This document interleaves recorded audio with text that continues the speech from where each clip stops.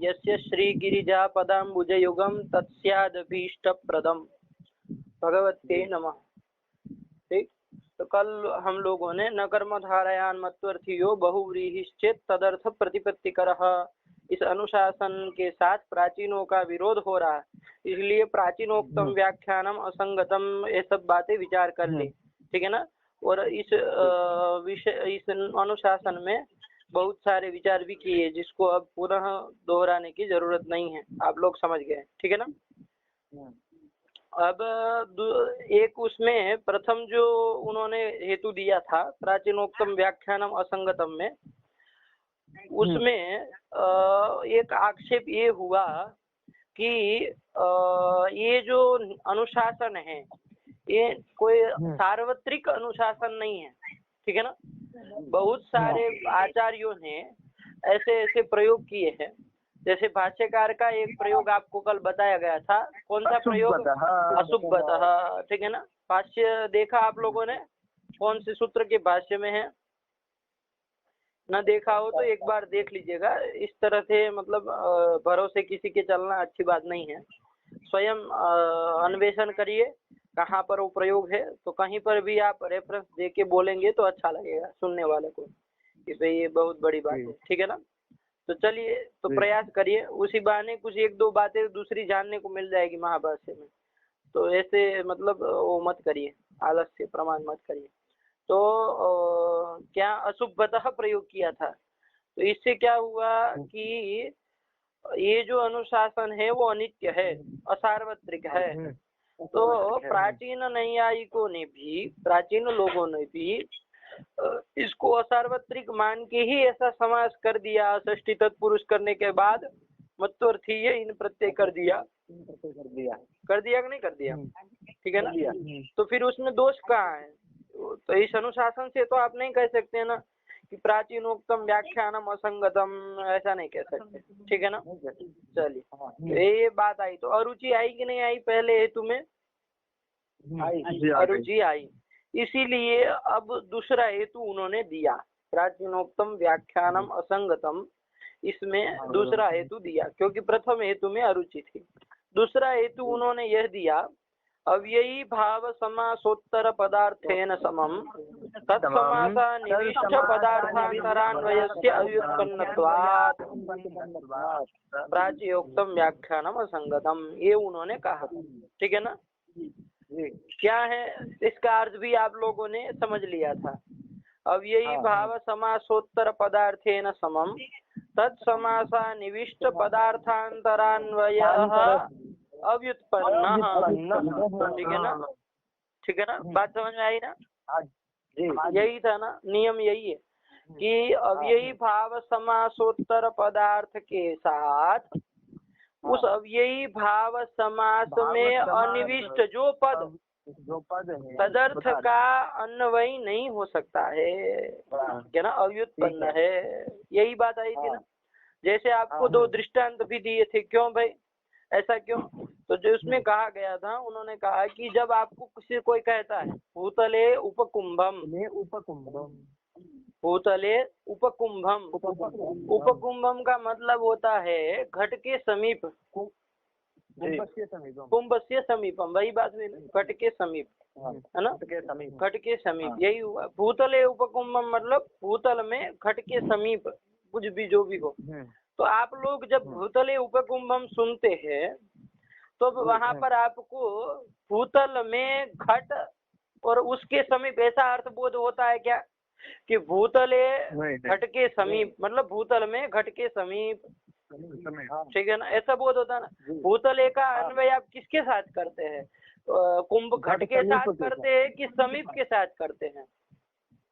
समीप के साथ करते हैं ना। तो ऐसा मतलब किसी को ऐसी प्रतीति नहीं होती है। ठीक है ना। भूतले उपकुंभम कहने पर भूतल निरूपित वृत्तिता का, भूतले में ध्यान दीजिएगा, भूतले में जो सप्तमी है उसका अर्थ है वृत्तित्व। क्या है उसका अर्थ? वृत्तित्व उसका अर्थ है। ठीक है ना। तो और भूतले पूरे का अर्थ क्या होगा? भूतल निरूपित वृत्तित्व। जैसे आप कहते हैं ना भूतले घटः, ऐसा कहते हैं ना, तो इससे शब्द बोध क्या होता है भूतल निरूपित वृत्तितावान घटः, यही बोध होता है ना। भूतल निरूपित वृत्तितावान घटः, ये भूतले घट से शब्द बोध होता है।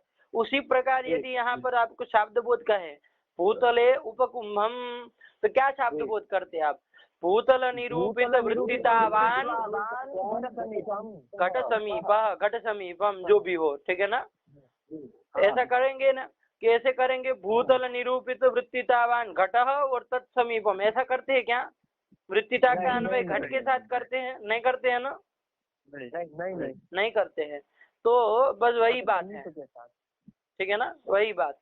तो यहाँ पर वही भूतले उपकुंभम, और दूसरा बताया था भूतले अघटम। भूतले अघटः, अघटम कहा था, अघटः नहीं कहा था। अब यही भाव समास किया गया है, आम हो जाएगा ना। नाव यही भावा था तुम, तो पंचम यहाँ सूत्र से होगा कि नहीं होगा? इसलिए क्या होगा? अघटम बनेगा, अघटः नहीं बनता है। घटस्य अभावः अघटम, तो गलती से भी अघटः मत बोलिएगा। यदि अघटः आप बोलेंगे तो तुरंत न घटः इति अघटः, नहीं तत्पुरुष में चला जाएगा वो, है ना। और आपको यहाँ अब यही भाव समास की बात कर रहे हैं, इसलिए उसमें ही ध्यान दीजिए। घटस्य अभावः अघटम, ऐसा करते हैं ना। अब भूतले अघटम ऐसा यदि कोई प्रयोग करता है तो आप भूतल निरूपित वृत्तितावान घटाभावः ऐसा बोध करते हैं कि भूतल निरूपित घटः तत्प्रतियोगिक अभावः ऐसा बोध करते हैं। क्या करते हैं बताइए? भूतल निरूपित वृत्तितावान घटाभावः, यही बोध होता है, ठीक है ना। भूतल निरूपित वृत्तिता का अन्वय घट के साथ नहीं करते हैं, उपकुंभम में कुंभ के साथ नहीं करते हैं। नहीं करते हैं ना, नहीं करते हैं, ठीक है ना। इसीलिए किसी को ऐसी प्रतीति नहीं होती, इसीलिए क्या निकला? अब यही भाव समासोत्तर पदार्थेन समम तत्समासा निविष्ट पदार्थांतरः पदार्थांतरान्वयः अव्युत्पन्नः। ये निकल गया कि नहीं निकल गया? ठीक है ना। तो देखिए अब इसको घटाइए, वहां पर भूतले उपकुंभम और भूतले अघटम में, दोनों में घटाना है आपको, ठीक है ना। तो पहले भूतले उपकुंभम में घटाइए। अब यही भाव समास वाला कौन हो गया? अब यही भाव समास स्वरूप बोलिए उपकुंभम हो गया, ठीक है ना। तो अब यही भाव समास जो हुआ है उसका उत्तर पद कौन है? कुंभ है, ठीक है ना। कोई उप बोल रहा है, कौन है? कुंभ है ना। कुंभ, उत्तर वाला पद कौन दिखाई दे रहा है? कुंभ दिख रहा है, तो उत्तर पद हो गया कुंभ। उस पद का अर्थ कौन हो गया? घट, कम्बुग्रीवादि मत घट जो कहिए। तो तेन समम तदर्थेन समम तत्समासानिविष्ट पदार्थांतरान्वयः अव्युत्पन्नः। तत्समास, वही समास लेना है उपकुंभम। उस समास में पहले ये कहिए कि निविष्ट पद कौन कौन है, उसमें प्रविष्ट पद कौन कौन है? उप और कुंभ है, ठीक है ना। तो अनिविष्ट पद कौन है? भूतले पद है, ठीक है ना। अब उसमें यदि कोई कहे कि भूतले कहाँ पद है, उसमें तो दो पद है, वाक्य होगा वगैरह वगैरह, तो इसलिए कई गी पद भी आप कह सकते हैं, ठीक है ना। गी एक अलग पद है, भूतल अलग पद है, तो गी पद उसमें अनिविष्ट है कि नहीं है। और भूतले भी बोल दिया तो कोई समस्या नहीं, थोड़ा उधर फिर कह दीजिएगा, यदि भूतले निकल भी जाए तो सुप्तिंगंदम पदम के अनुरोध पर, ठीक है ना। तो चलिए, तो ये भूतले आपको समझाने के लिए अभी मैं भूतले बोल रहा हूँ, गी में आप लोग कंफ्यूज हो जाएंगे, ठीक है ना। तो तत्समास में अनिविष्ट पद कौन हो गया? भूतले पद हो गया कि नहीं हो गया? भूतले पद हो गया, ठीक। उसका अर्थ क्या है? भूतल निरूपित वृत्तिता, यही उसका अर्थ है कि नहीं है भूतले का अर्थ, ठीक।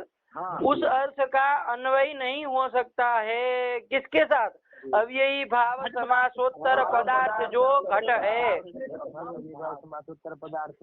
पदार्थ जो घट है उसके साथ अन्वय नहीं हो सकता है, ठीक है ना। तत्समासा निविष्ट पदार्थांतर का अन्वय नहीं हो सकते कहा।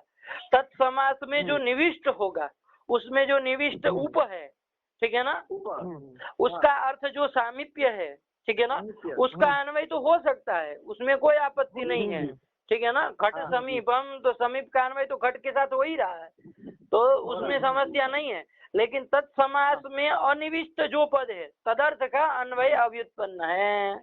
ठीक हुआ, सब लोगों को समझ में आया ना? विवेक ध्यान से समझे कि नहीं समझे? हाँ समझ गया। चलिए, तो ये और उसी तरह भूतले अघटम इसमें भी है, आप लोग समझ गए हैं। अब बार बार एक ही बात नहीं बताऊंगा, ठीक। इसलिए अव्ययी भाव समासोत्तर पदार्थे न समम तत्समासा निविष्ट पदार्थांतरान्वय अव्युत्पन्न, ऐसा है कि नहीं है? तो अब प्राचीनों ने क्या किया है, प्राचीनों ने क्या गलती की है? तो प्राचीनों ने यही काम किया। उन्होंने क्या कहा, साध्या भाववतो अवृत्तम इति साध्या भाववद वृत्तम, ऐसा षष्ठी तत्पुरुष समास किया ना? किया है ना? तो साध्या भाववतो अवृत्तम इति साध्या भाववद वृत्तम, उसमें अवृत्तम में कौन समास किया था अश्विनी जी?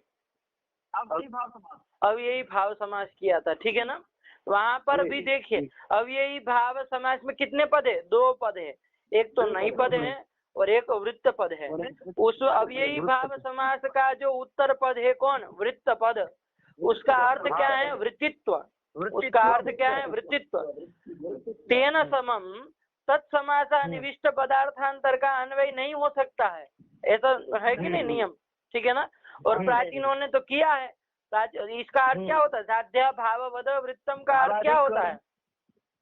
साध्या भावाधिकरण वृत्तित्वा भाव, वृत्तित्वा भाव, हाँ सही बोले, ठीक है ना। वृत्तित्वा भाव, तो साध्या भावाधिकरण निरूपितत्व वो षष्ठ्यंत जो था साध्या भाववतः, इसका अर्थ था साध्या भावाधिकरण निरूपितत्व, ठीक है ना। उसका निरूपितत्व का अन्वय आपने कहाँ पर किया था? षष्ठ्यर्थ निरूपितत्व का अन्वय वृत्तिता में किया था। तो अव्ययी भाव समासोत्तर पदार्थ के साथ आपने अन्वय किया, षष्ठ्यर्थ निरूपित वृत्ति, षष्ठ्यर्थ निरूपितत्व का अन्वय, ठीक है ना। जबकि वो षष्ठी जो है वो तत्समासा निविष्ट पद है, तदर्थ का अन्वय उसमें नहीं हो सकता, और प्राचीनों ने किया है, इसीलिए वो प्राचीनोक्तम व्याख्यानम असंगतम। बात समझ में आई? ठीक है ना। ये पाठ आपको कल पढ़ा दिया गया था, चलिए फिर भी एक बार बता दिया आप लोगों को अच्छी तरह से समझ में आ जाए। तो ये हो गया आपका अव्ययी भाव समासोत्तर पदार्थ है ना, ठीक। इसमें अब एक बात पहले चलिए ना आगे पढ़ लीजिए, फिर बात करते हैं इसमें। थोड़े इसमें भी 1-2 बातें बतानी, पढ़िए आगे। जय किशन पढ़ो।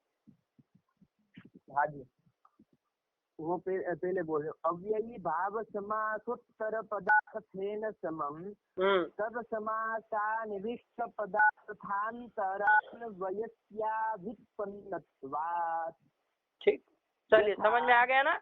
अव्युत्पन्नत्वात् किम प्राचीनोक्तम व्याख्यानम असत असमीचीनम, ठीक है ना, वही असमीचीनम। चलिए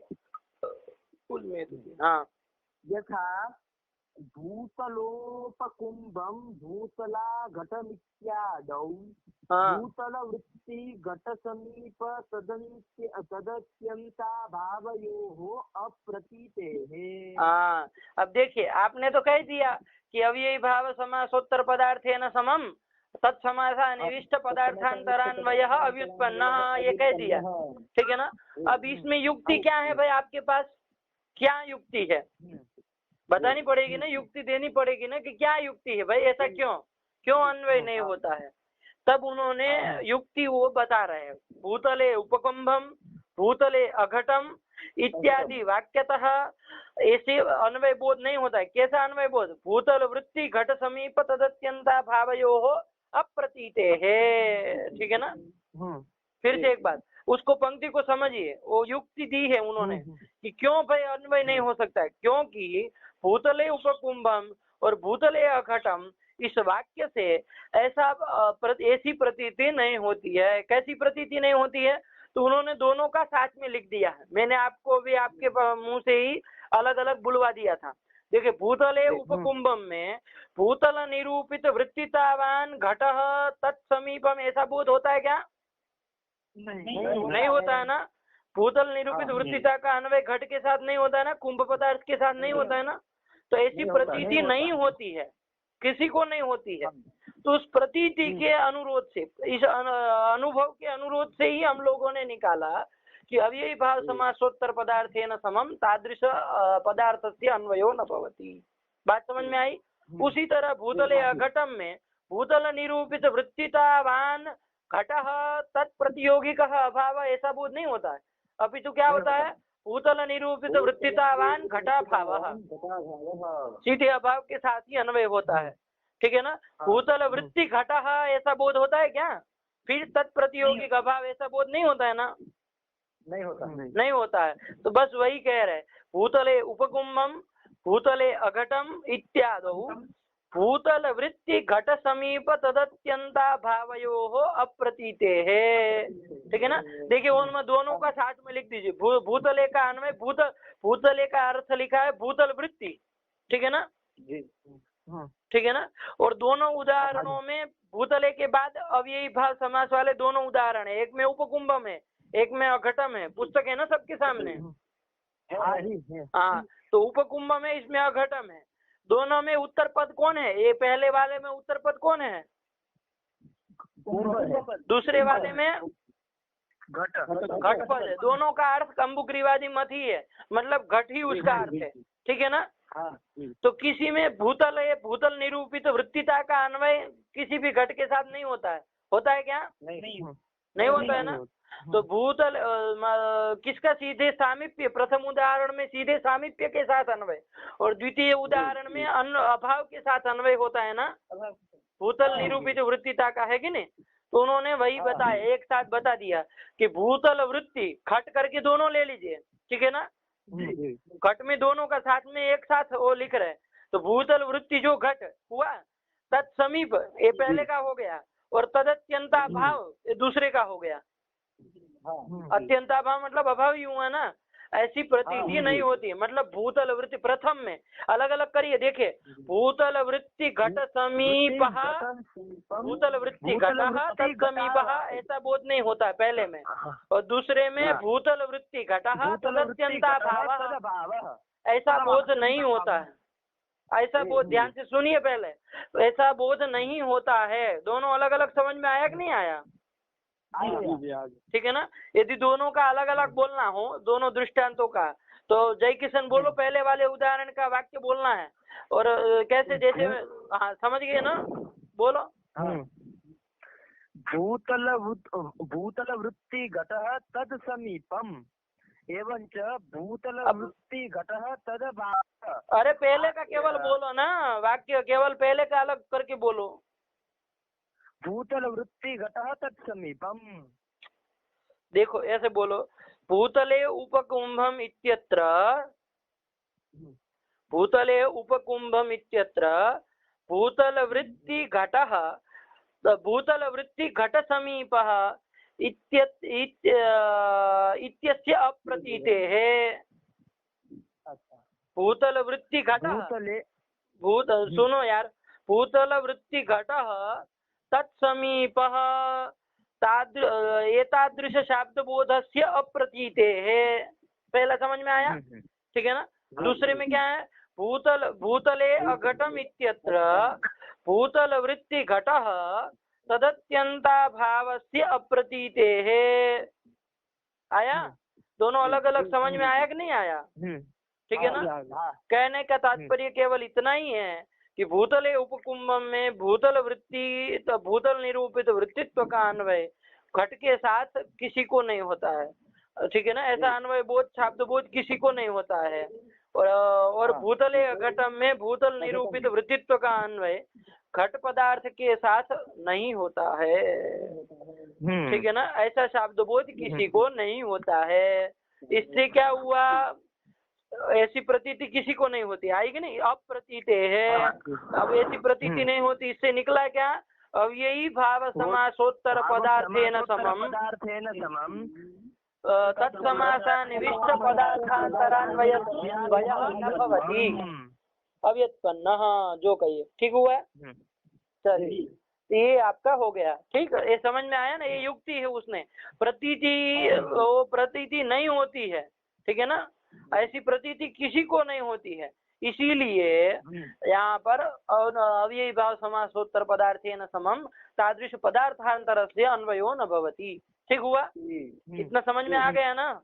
सब लोगों को आया? अश्विनी जी आया कि नहीं? जी बिल्कुल। चलिए, तो ये कर दिया। अब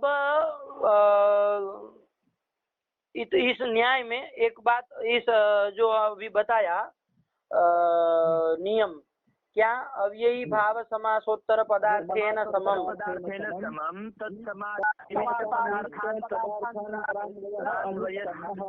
अव्युत्पन्न। हाँ, ऐसा कह देने से एक दूसरा एक बात और भी हुई। देखिए, प्राचीनों का ये प्राचीनों का व्याख्यान खंडित हुआ कि नहीं? ये पहला वाला हुआ ना, क्योंकि उन लोगों ने भी ऐसा किया है, अन्वय किया है, वृत्तित्व के साथ साध्याभावाधिकरण निरूपितत्व का अन्वय किया। तो ऐसा अन्वय नहीं हो सकता है, अव्युत्पन्न है, अप्रामाणिक है। तो ऐसा अप्रामाणिक अन्वय बोध कर दिया तो असंगत हुआ कि असमीचीन हुआ ना, व्याख्यान उनका गलत हो गया। ठीक है ना, असत। तो ये समझ में आ गया। अब प्राचीनों ने एक दूसरा एक मत किया, कहा था दूसरा एक मत, समझिएगा। प्राचीनों ने एक दूसरा इसमें साध्या भाववद वृत्तित्व में एक दूसरा और समास प्रकार बताया था। किस तरह से, वो ध्यान दीजिए। पहला वाला आप सब लोगों को याद है, अब खिचड़ी मत पकाइएगा, उसका खंडन कर दिया। इतना समझ में आ गया ना? चलिए, तो उसी प्राचीनों ने द्वितीय एक व्याख्यान किया था, जो कि बहुव्रीहि समास करके वो साध्या भाववद वृत्तित्व बनाया था। तो उसको समझिए किस तरह से किया था। तो उन्होंने किया था वृत्तेः अभावः अवृत्ति। कौन समास हुआ? विवेक बताओ। अव्ययी भाव समास हुआ। ठीक है ना?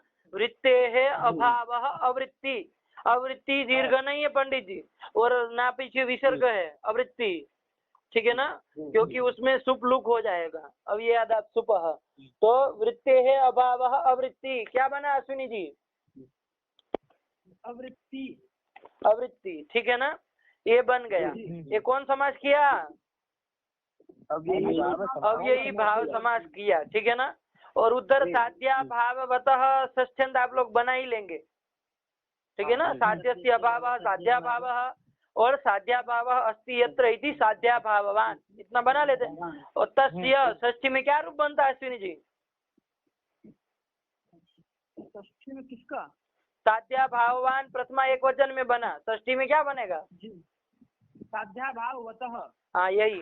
ठीक है ना। तो अब देखिए, उधर अवृत्ति बना लिया था, वृत्तेः अभावः अवृत्ति, अवृत्ति बना लिया ना। अब जो अब इसका बहुव्रीहि करिए, साध्या भाववतो अवृत्तिर्यत्र करिए, साध्या भाववतो अवृत्तिर्यत्र। ठीक है ना, ऐसा बहुव्रीहि समास उन्होंने किया था। क्या किया? साध्या भाववतो अवृत्ति यत्र। इसका वो क्या बनेगा, रूप क्या बनेगा? साध्या भाववद वृत्ति ही, वृत्ति ही पंडित जी, यत्र बहुव्रीहि समास है। तो अन्य पदार्थ पुल्लिंग में है ऐसा मान के चलिए। अभी अर्थ बताऊंगा तो आप लोग समझ जाएंगे कि अन्य पदार्थ पुल्लिंग में है, तो उसके अनुसार ही बनेगा ना। तो साध्या भाववद वृत्ति ही ऐसा बन जाएगा। ठीक है ना। क्या विग्रह किया? साध्या भाववतो अवृत्ति यत्र। अवृत्ति यत्र मत बोलिएगा, क्योंकि अवृत्ति तो अव्ययी भाव समास किया है ना। तो अवृत्ति यत्र, ये दूसरा प्राचीनों का ये दूसरा वो है मत है, उसका भी खंडन करना है। तो ये प्राचीनों का प्रथम मत तो आपने समझा, उसका खंडन भी हो गया।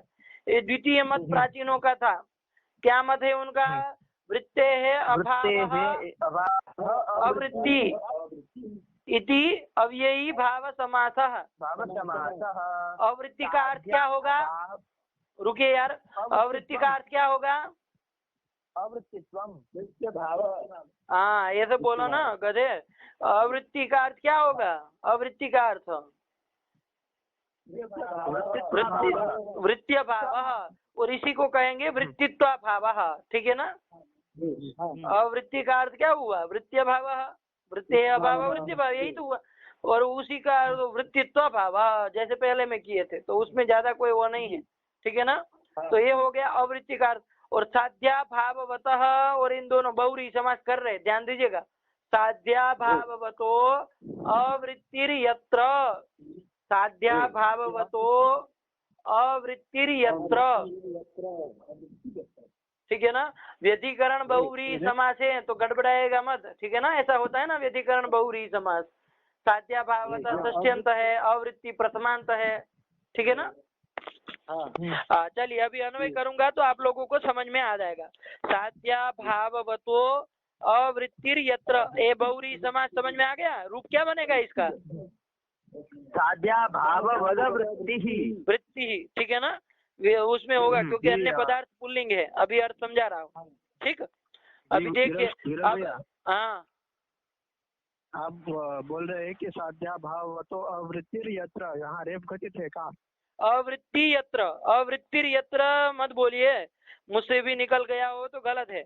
अवृत्ति यत्र ही होगा क्योंकि उसमें जो जब आप वो बोल रहे विग्रह बोल रहे हैं तो उसमें जो दो पद आ रहे हैं उसमें अवृत्ति तो अब यही भाव समास वाला है ना, उसमें कहाँ अवृत्ति ही होगा, ठीक है ना। तो आप लोग भी मत बोलिए और मैं बोलूं तो बताइए। साध्या भाववतो अवृत्ति यत्र, ठीक है ना। साध्या भाववद वृत्ति, इति साध्या भाववद वृत्ति ही, ठीक है ना। बहुव्रीहि समास हुआ। अब देखिए इसका अर्थ क्या होगा। तो साध्या भाववतः आप लोग समझ रहे हैं, उसमें मतुब है, आगे षष्ठी है, मतुब का अर्थ अधिकरण है, षष्ठी का अर्थ निरूपितत्व है, सीधी बात, ठीक है ना। अवृत्ति का अर्थ है वृत्तित्व भाव, ठीक है ना। अवृत्ति का अर्थ है वृत्तित्व भाव। तो इतना पूरा वो दोनों को जोड़ के क्या निकला? साध्या भावाधिकरण निरूपित वृत्तित्व भाव, ठीक है ना, इतना निकला। और यत्र बोल रहे हैं आप, यत्र मतलब साध्या भाववतो अवृत्तिर यत्र, साध्या भावाधिकरण निरूपित वृत्तित्व भाव यत्र, समझ में आया? साध्या भावाधिकरण निरूपित वृत्तित्व भाव यत्र, कुत्र भवति साध्या भावाधिकरण निरूपित वृत्तित्व भाव? हेतु, सद्धेतु, ठीक है ना। तो वही हो गया। साध्या भाववद वृत्ति ही का अर्थ क्या आया? साध्या भावाधिकरण निरूपित वृत्तित्व भाववान, भाववान आया। देखिए यत्र आप नहीं अभी जोड़ रहे हैं, यत्र अवृत्ति ही पर्यंत बोला ना। साध्या भाववद वृत्ति ही का अर्थ क्या हुआ? बहुव्रीहि समास किया आपने, ठीक है ना। तो विग्रह क्या था? फिर से एक बार आप लोग गड़बड़ कर देते हैं, ध्यान से सुनिए ना, पहले सुन लीजिए फिर बोला करिए। साध्या भाववतो अवृत्तिर यत्र, ये विग्रह किया आपने, पहले इससे अर्थ समझिए, फिर आप साध्या भाववद वृत्ति ही जो पूरा हुआ उसका अर्थ क्या होगा ये भी समझ जाएंगे। तो विग्रह देखिए, साध्या भाववतो है, अवृत्ति है और आगे यत्र है, पूरा है, इसको मिलाना है। तो देखिए साध्या भाववतो अवृत्ति को पहले मिलाइए। साध्या भावाधिकरण निरूपित वृत्तित्व भाव, इतना हो गया। और साध्या भावाधिकरण निरूपित वृत्तित्व भाव यत्र, मतलब जहाँ पर है, ठीक है ना। कहाँ पर है? साध्या भावाधिकरण निरूपित वृत्तित्व भाव हेतु में है, सद्धेतु में है, ठीक है ना। तो अब साध्या भावाधिकरण निरूपित वृत्तित्व भाव, साध्या भावाधिकरण निरूपित वृत्तित्व भाववान, ये पूरे का अर्थ हो जाएगा, ठीक है ना। यत्र करने से मतलब मत्वर्थ में ही तो आया, कहीं ना कहीं अधिकरण में गए ना। साध्या भावाधिकरण निरूपित वृत्तित्व भाव जहाँ पर है, मतलब साध्या भावाधिकरण निरूपित वृत्तित्व भाववान, ठीक है ना। फिर से एक बार, साध्या भाववतो अवृत्तिर यत्र, साध्या भाववतो अवृत्तिर यत्र मतलब साध्या भावाधिकरण निरूपित वृत्तित्व भाव यत्र, कुत्र अस्ति? सद्धेतौ, ठीक है ना। तो यत्र सह हेतु कीदृशः? साध्या भावाधिकरण निरूपित वृत्तित्व भाववान, ठीक है ना। यही हुआ ना, साध्या भाववद वृत्ति ही कौन हुआ? अब हेतु हुआ। कौन हुआ? साध्या भाववद वृत्ति ही कौन हुआ? हाँ वही हेतु हुआ ना, सद्धेतु ही वही हुआ ना, ठीक है ना। बहुव्रीहि समास किया प्राचीनों ने, ध्यान दीजिएगा।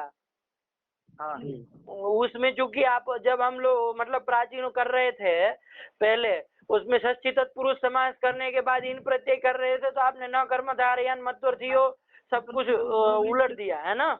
इसलिए फिर दूसरा व्याख्यान ऐसा कर रहे थे, वो क्या कर रहे थे, बहुरी समास कर रहे थे सीधे। साध्या भाववतो अवृत्ति यत्र, ठीक है ना। इति साध्या भाववद वृत्ति ही, ठीक है ना। मतलब साध्या भाववतो अवृत्ति है जहाँ पर, मतलब साध्या भावाधिकरण निरूपित वृत्तित्वा भाव जहाँ पर है उसको क्या कहेंगे, साध्या भाववद वृत्ति ही कहेंगे। तो कौन होगा साध्या भाववद वृत्ति ही, कौन होगा, हेतु होगा ना, ठीक है ना। समझ रहे हैं ना, व्यधिकरण बहुव्रीहि है इसलिए थोड़ा आप लोगों को ऐसा लग रहा है क्या है, ठीक है ना। लेकिन आप अन्वय जब करेंगे षष्ठी अर्थ निरूपित का उसमें जोड़ दीजिए तो पूरा हो जाएगा। ठीक हुआ कि नहीं हुआ। तो साध्या भाववद वृत्ति ही बन गया। इसका अर्थ क्या हुआ,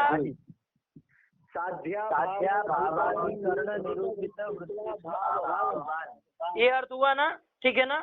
अब साध्या भाववद वृत्ति ही बन गया। अब तस्य भाव सीधा कर दीजिए, तस्य भाव साध्या भाववद वृत्तित्वम, आपका मूल लक्षण जो है बन गया कि नहीं बन गया, बन गया। अब साध्या भाववद वृत्तित्वम का अर्थ क्या हो गया, पूरे का बोल दीजिए अर्थ।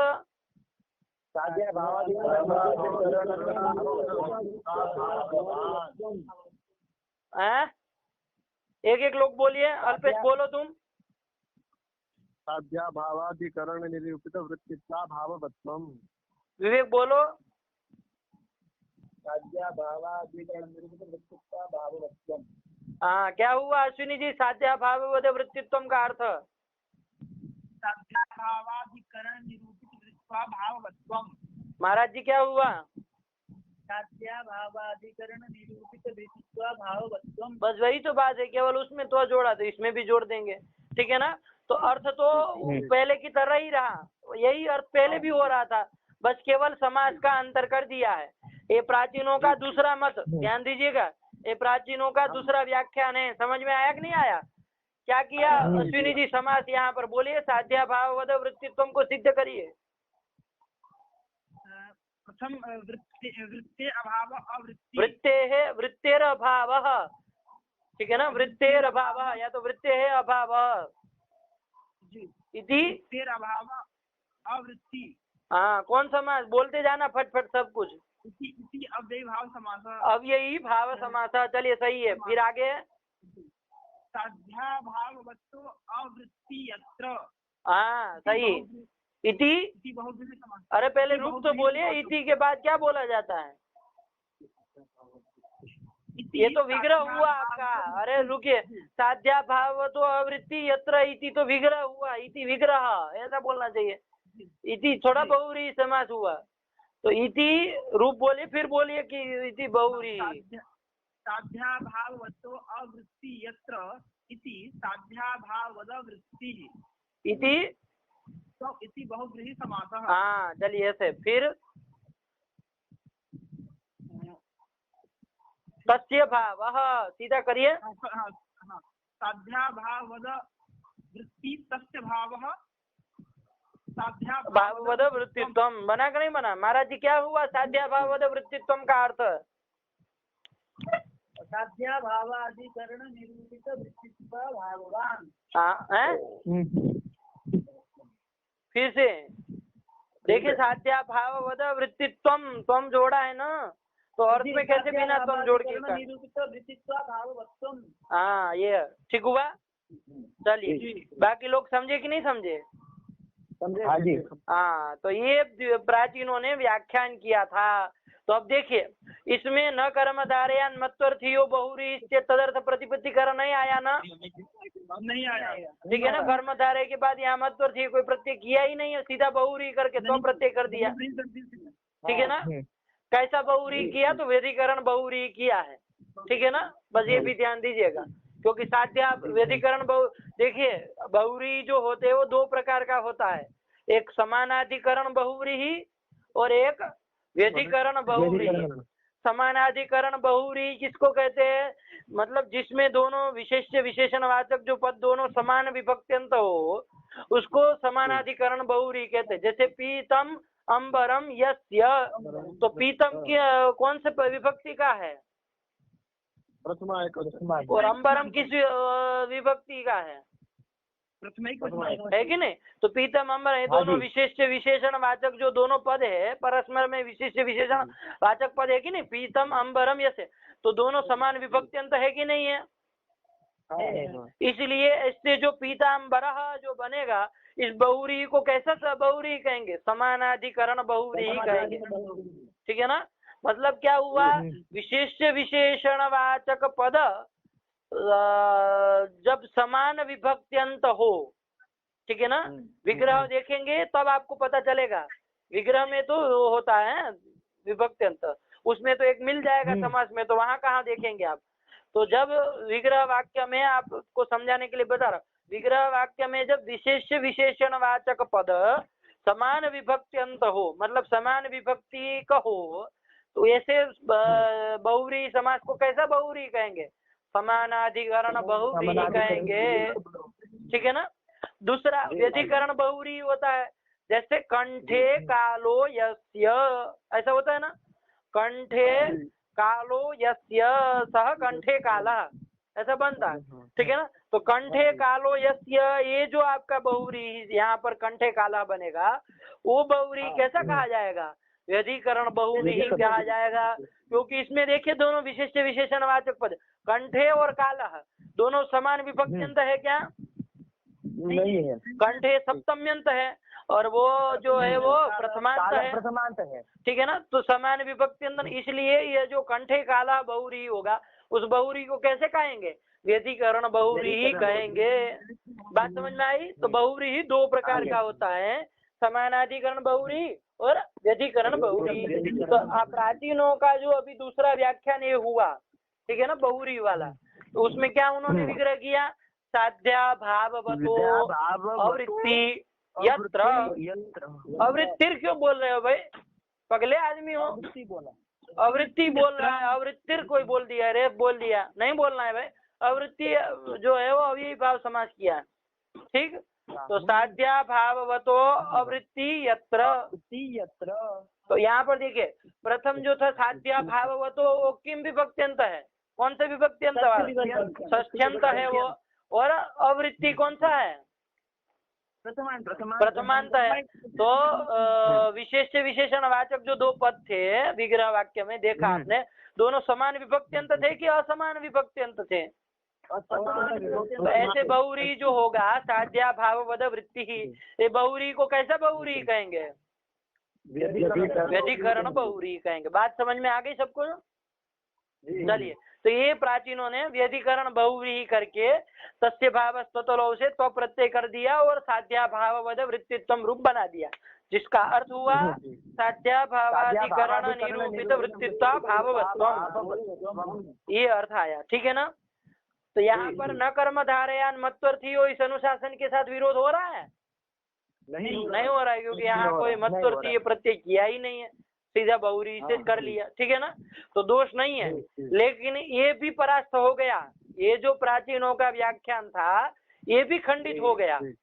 कैसे खंडित हो गया भाई, इसका कैसे खंडन हो गया, तो देखिए आपने एक अभी दूसरा कहा था, अब यही भाव समासोत्तर पदार्थेन समम तत्समासानिविष्ट पदार्थांतरान्वयः अव्युत्पन्नः, ये कहा ना आपने। तो देखिए यहाँ पर आपने जो बहुव्रीहि समास किया वहां पर विग्रह वाक्य बोलिए उसका,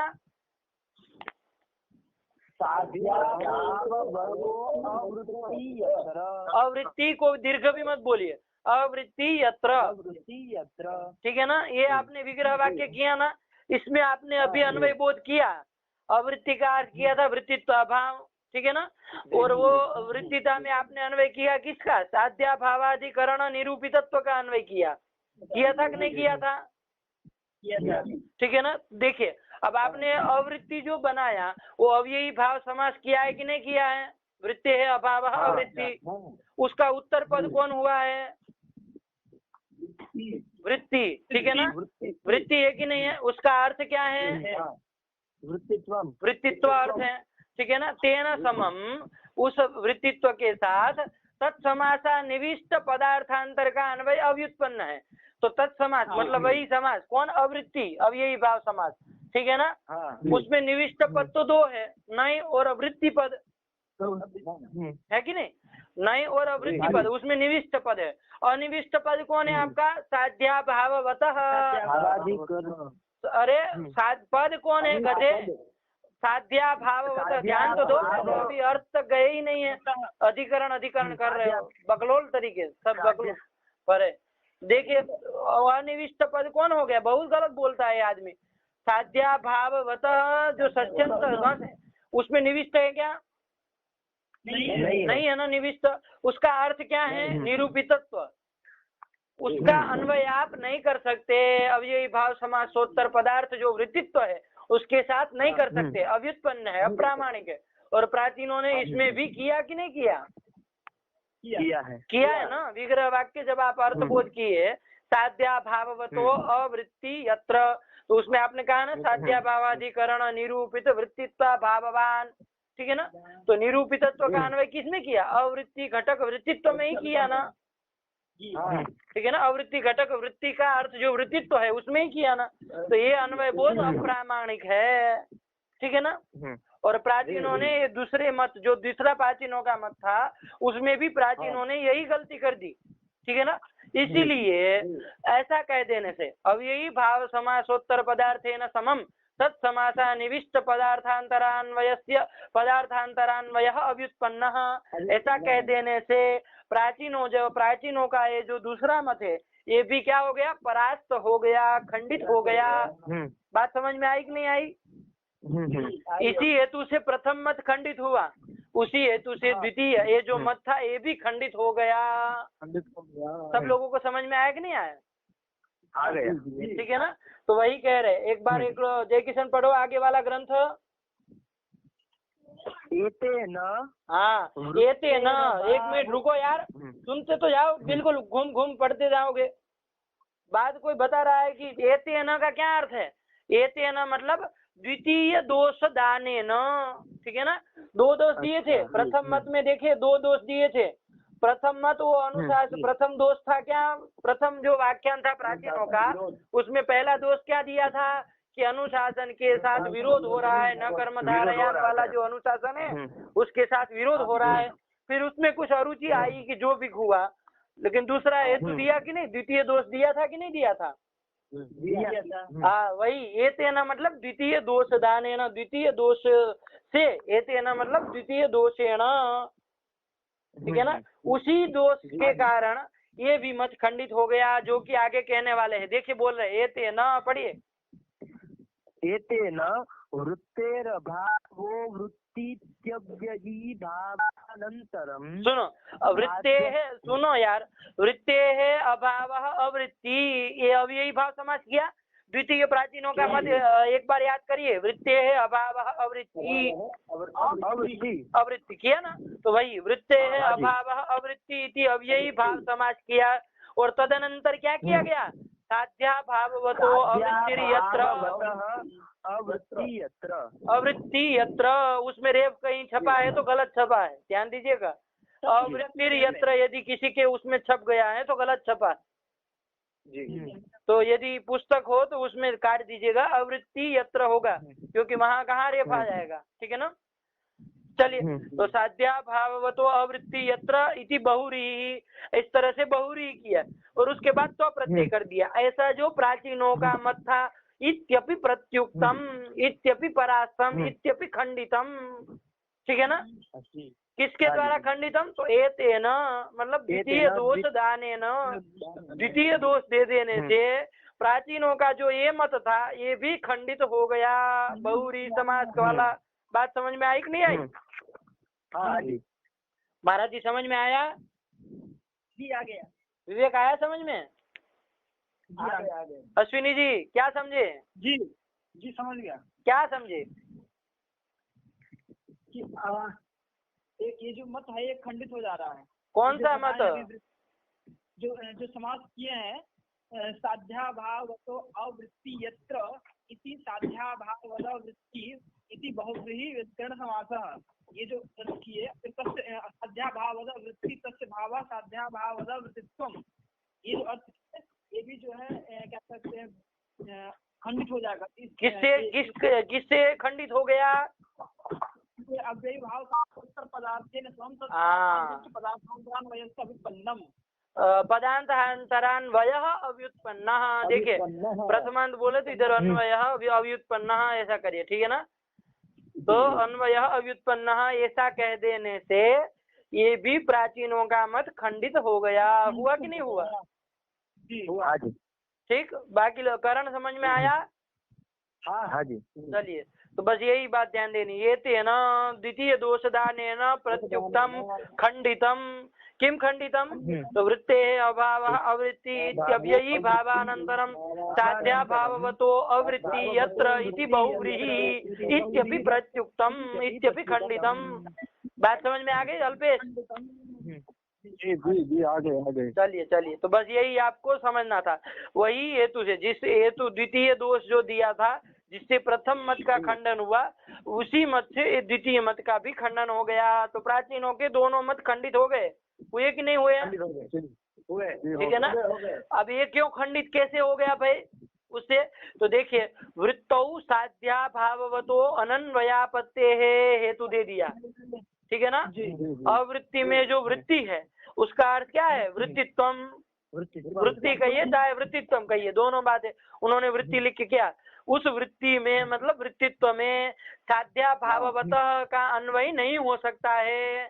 और प्राचीनों ने तो ऐसा किया है, ठीक है ना, है ना। अन्वय अनन्वयापत्ति है मतलब अन्वय नहीं हो सकता है, ठीक है ना।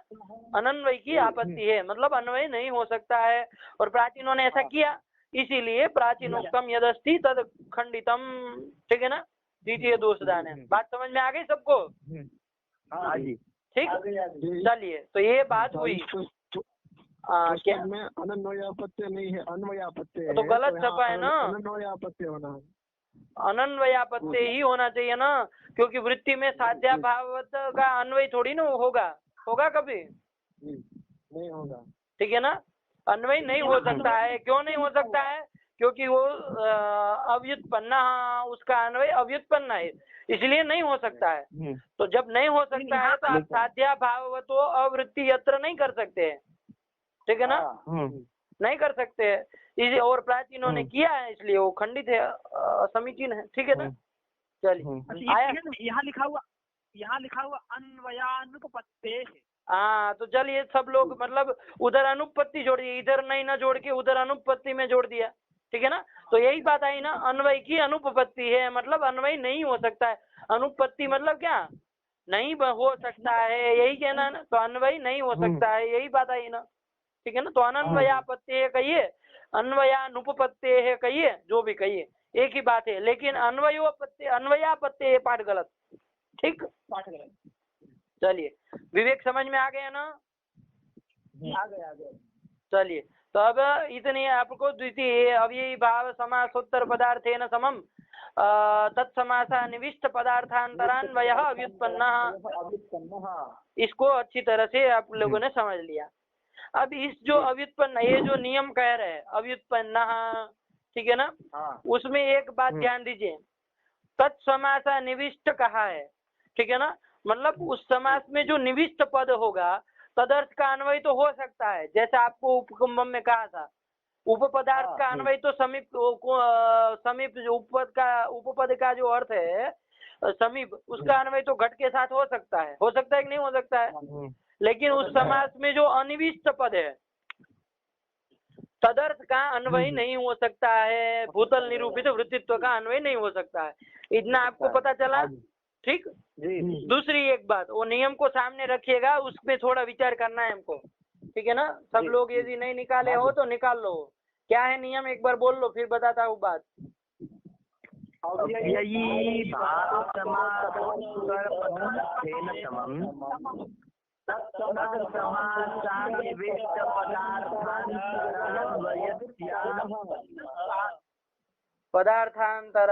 पदार्थान्तरान्वयस्य अव्युत्पन्नत्वात्। एक आना अव्युत्पन्नत्वात्, पंचम्यंत लिखा है ना। चलिए एक अब इसमें ध्यान दीजिए, इसका मतलब नियम का स्वरूप बोलना हो तो कैसे बोलेंगे? अब यही भाव, उसमें पंचमी थोड़ी ना बोलेंगे, नियम का स्वरूप बोलते हो उसमें थोड़ी ना, ये तो हेतु ही, वो तो पंचमी इसलिए दे रहे क्योंकि तद असत का हेतु देना है उनको, इसलिए वो पंचमी जोड़े। यदि आपको नियम का स्वरूप बोलना हो तो कैसे बोलेंगे?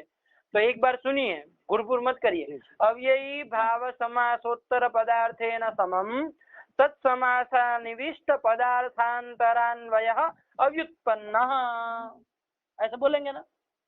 ठीक है ना? तो ये से बोलिए, नियम जब बोलने के लिए कहे तब ऐसे बोलिए, और ग्रंथ जब बोलना है तो उसमें तो पंचम्यंत कहना ही पड़ेगा, हेत्वर्थक है इसलिए। चलिए तो अभी एक ध्यान दीजिए, इन्होंने लिखा पदार्थांतर, अंतर पद जोड़ा है, जोड़ा कि नहीं जोड़ा? जोड़ा है। ठीक है ना? तो ये सब ये बवाल क्यों करते हैं? मतलब जो भी मन में आए घुसा दिया एक एक शब्द, है ना, सीधे ऐसे लिख दिए होते हैं। एक बार सुनिए, अव्ययी भाव समासोत्तर पदार्थेन समम तत्समासा निविष्ट पदार्थस्य अन्वयः अव्युत्पन्नः, सीधे कह दिए। ठीक है ना? तत्समास में अनिविष्ट जो पद, उस अर्थ का अन्वय नहीं हो सकता, सीधे कह दिए होते। अंतर पद क्यों जोड़ा? ठीक है ना? पदार्थांतर का अन्वय अव्युत्पन्न है। ठीक है ना? छोटी बात है लेकिन ध्यान देने वाली बात है ना? कोई पूछ लेगा कि अंतरपदम किमर्थम, तो फंस जाएंगे, नहीं बोल पाएंगे, तुरंत नहीं आएगा, इसलिए बता रहा हूँ, समझ लीजिए। अन्वय अंतरपदम किमर्थम, ये प्रश्न आया कि नहीं आया? सीधे क्या कह देते? अंतर पद को निकाल के बोलिए, क्या बोलेंगे? अव्ययी भाव समासोत्तर पदार्थेन समम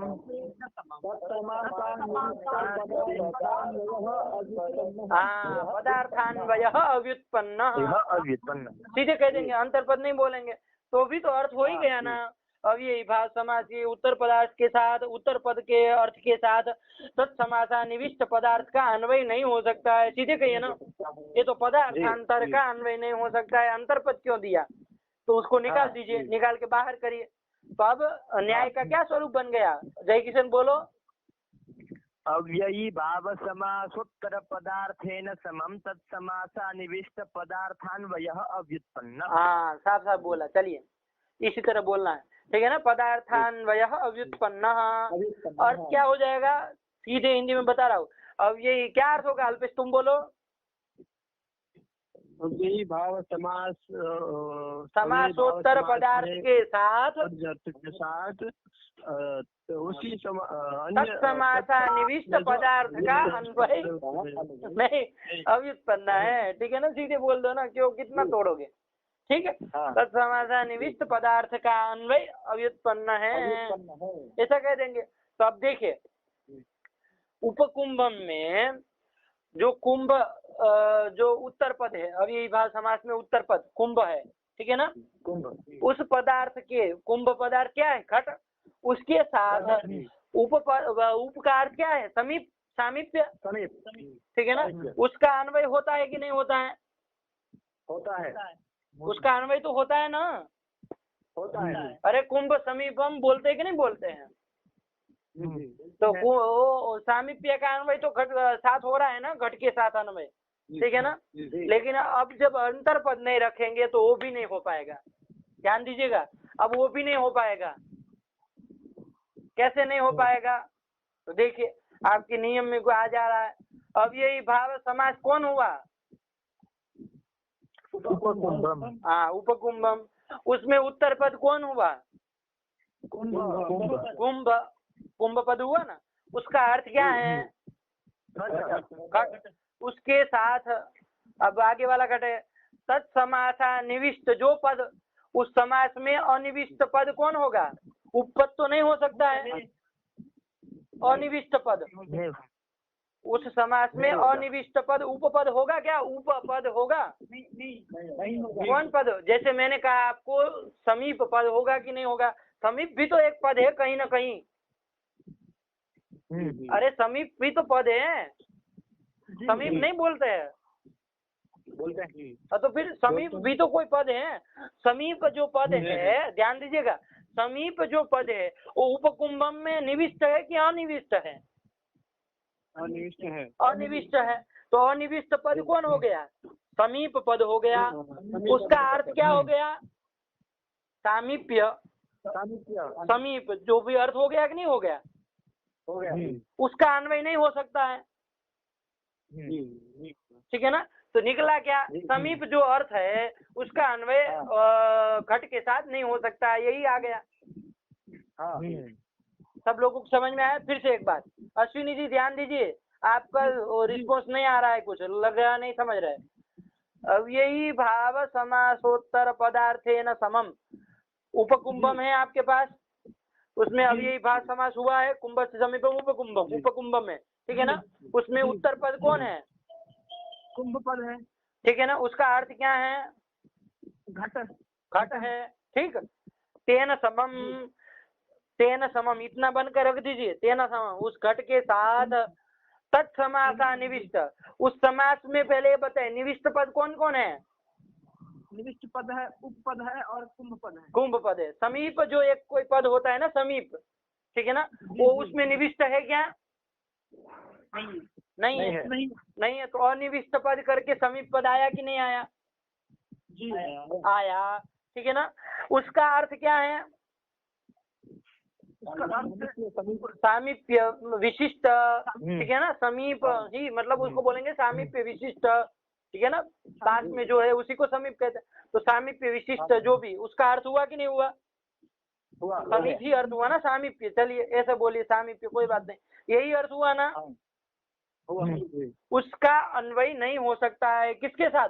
अब यही भाव समासोत्तर पदार्थ जो कुंभ घट है, पदार्थ घट, उसके साथ नहीं हो सकता है। तो अब वहां पर उपकुंभम में उप का भी अर्थ समीप था ना, वही समीप जो अर्थ था वो कैसा हो गया? तत्समासा निविष्ट पदार्थ हो गया। तत्समासा निविष्ट जो समीप पद, उसका अर्थ समीप है कि नहीं है? तो उसका अन्वय नहीं हो सकता है, ठीक है ना। अघटप में समझिए, फिर से दूसरी एक बार बता रहा हूँ, ठीक है ना। इस बार समझ लिया तो समझ लिया, वरना जाएंगे।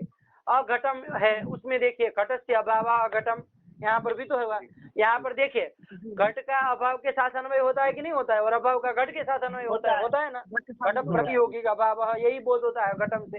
अब देखिए आपने अंतरपद तो रखा नहीं है, तो देखिए अब यही समास कौन हुआ? अघटम, ये हुआ समस्त रूप। उसका उत्तर पद कौन है?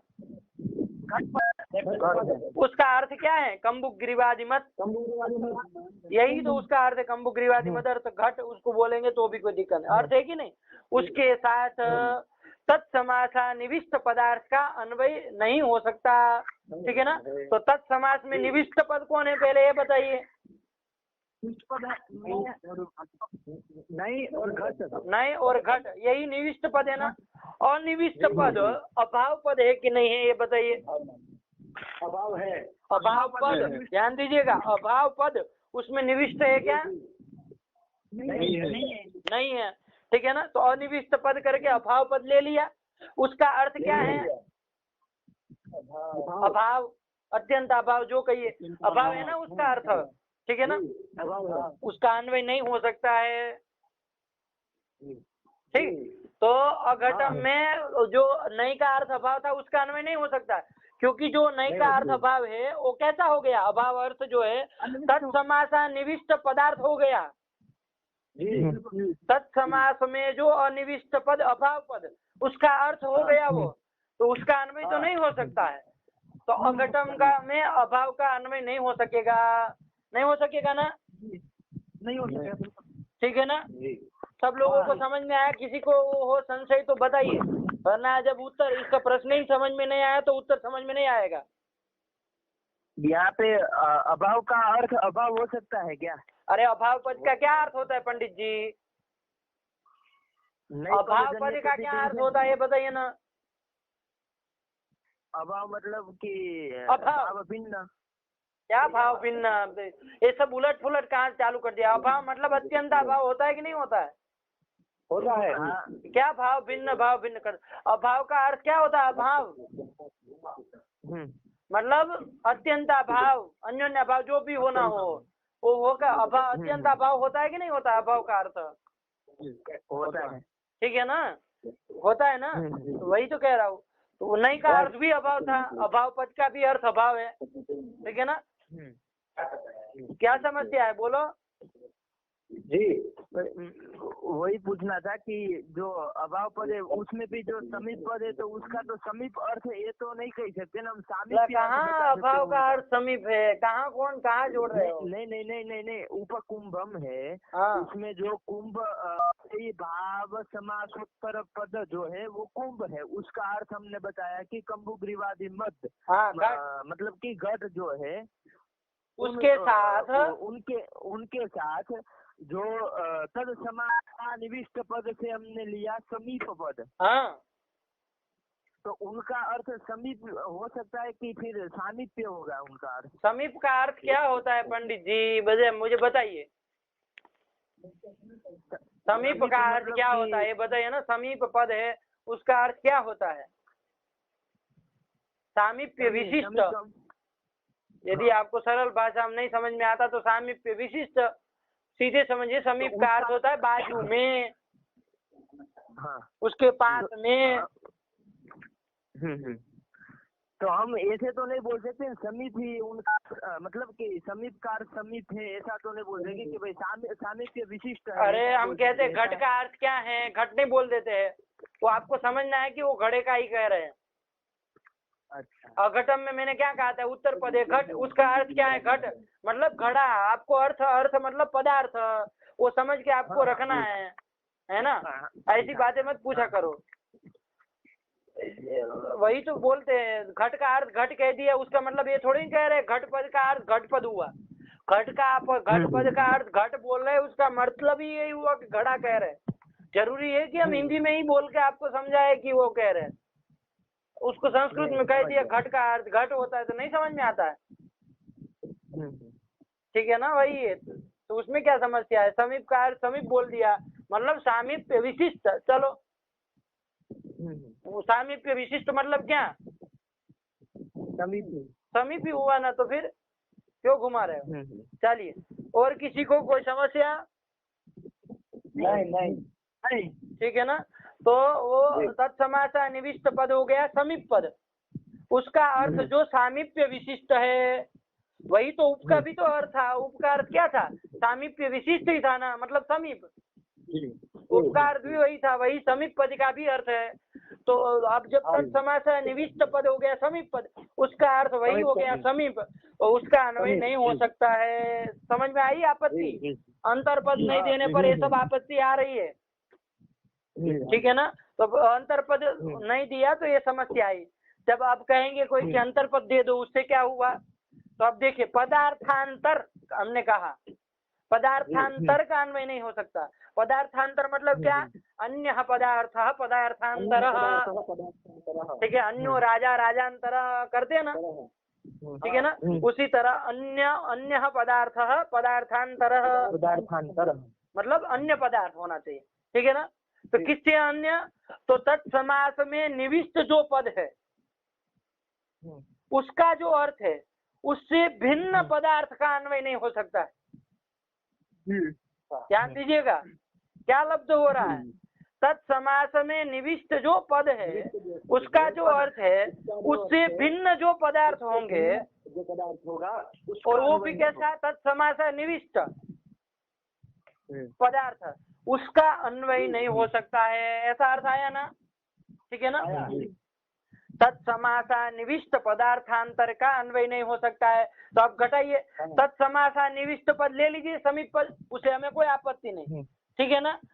लेकिन उसका अर्थ जो है, पदार्थ जो है, समीप पद का जो अर्थ है वो पदार्थांतर है क्या? मतलब तत्समास निविष्ट जो उपपद है उसका जो अर्थ है वही तो अर्थ है ना, पदार्थांतर नहीं हुआ ना, अन्य पदार्थ नहीं हुआ ना, वही अर्थ है। इसलिए उसका अन्वय हो सकता है, लेकिन पदार्थांतर यदि कोई होता है तो उसका अन्वय नहीं हो सकता है, ठीक है ना। जैसे भूतल का अर्थ है भूतल निरूपित वृत्तित्व, वो क्या है? पदार्थांतर है, अन्य पदार्थ है, ठीक है ना। तत्समास में निविष्ट जो पद है उसका ऐसा अर्थ है ही नहीं। तत्समास निविष्ट पदार्थांतर हुआ कि नहीं हुआ ये, ठीक है ना। इसीलिए यहाँ पर इसका अन्वय नहीं हो सकता, लेकिन वो सामीप्य विशिष्ट का अन्वय तो होगा ही होगा। बात समझ में आई कि नहीं आई? विवेक, समझ में आया अंतरपद का प्रयोजन? हाँ आया। कहाँ समस्या? बोलो, बोलने में हिचकिचाहट है।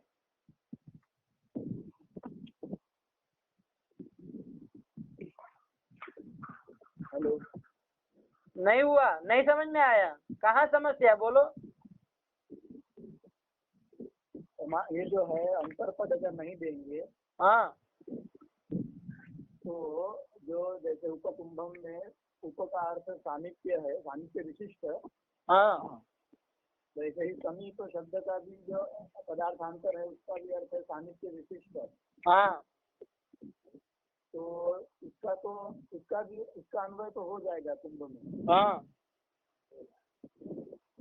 लेकिन वो तत्समास अनिविष्ट पद है। हाँ, और उसका जो अर्थ है, उसका जो तत्समास निविष्ट जो पद समीप पद होता है, हम उसमें कुछ नहीं कह रहे। अनिविष्ट पद तो जरूर है, लेकिन उसका जो अर्थ हो रहा है वो पदार्थांतर है क्या? नहीं। ध्यान दो, अव्ययी भाव समास घटक जो पद है उसका जो अर्थ हो रहा है, अव्ययी भाव समास घटक पद कौन है? उपपद। उसका जो अर्थ है कौन है? सामीप्य विशिष्ट, मतलब समीप। उस अर्थ से वो भिन्न है क्या? नहीं है ना, वही अर्थ है। तो मतलब पदार्थांतर नहीं हुआ। नहीं हुआ। उसको कैसा होना चाहिए? अव्ययी भाव समास घटक पदार्थ भिन्न होना चाहिए, पदार्थांतर होना चाहिए, ठीक है ना? तत्समासा निविष्ट पद तो समीप पद है, लेकिन उसका जो अर्थ है ना उसको पदार्थांतर होना चाहिए। मतलब किससे पदार्थांतर? तो अव्ययी भाव समास घटक पदार्थ से भिन्न होना चाहिए। उसे ऐसा है क्या? नहीं है। वो तो वही, वो अव्ययी भाव समास घटक जो उपपद है वो तदर्थ ही है, वो उससे भिन्न नहीं हुआ ना, तो पदार्थांतर नहीं हुआ, तो उसका तो अन्वय हो सकता है, पदार्थांतर का अन्वय नहीं हो सकता है। बात समझ में आई? यही बात बता रहा हूँ, ठीक है ना? अश्विनी जी समझ में आया? जी महाराज जी आप समझे कि नहीं समझे?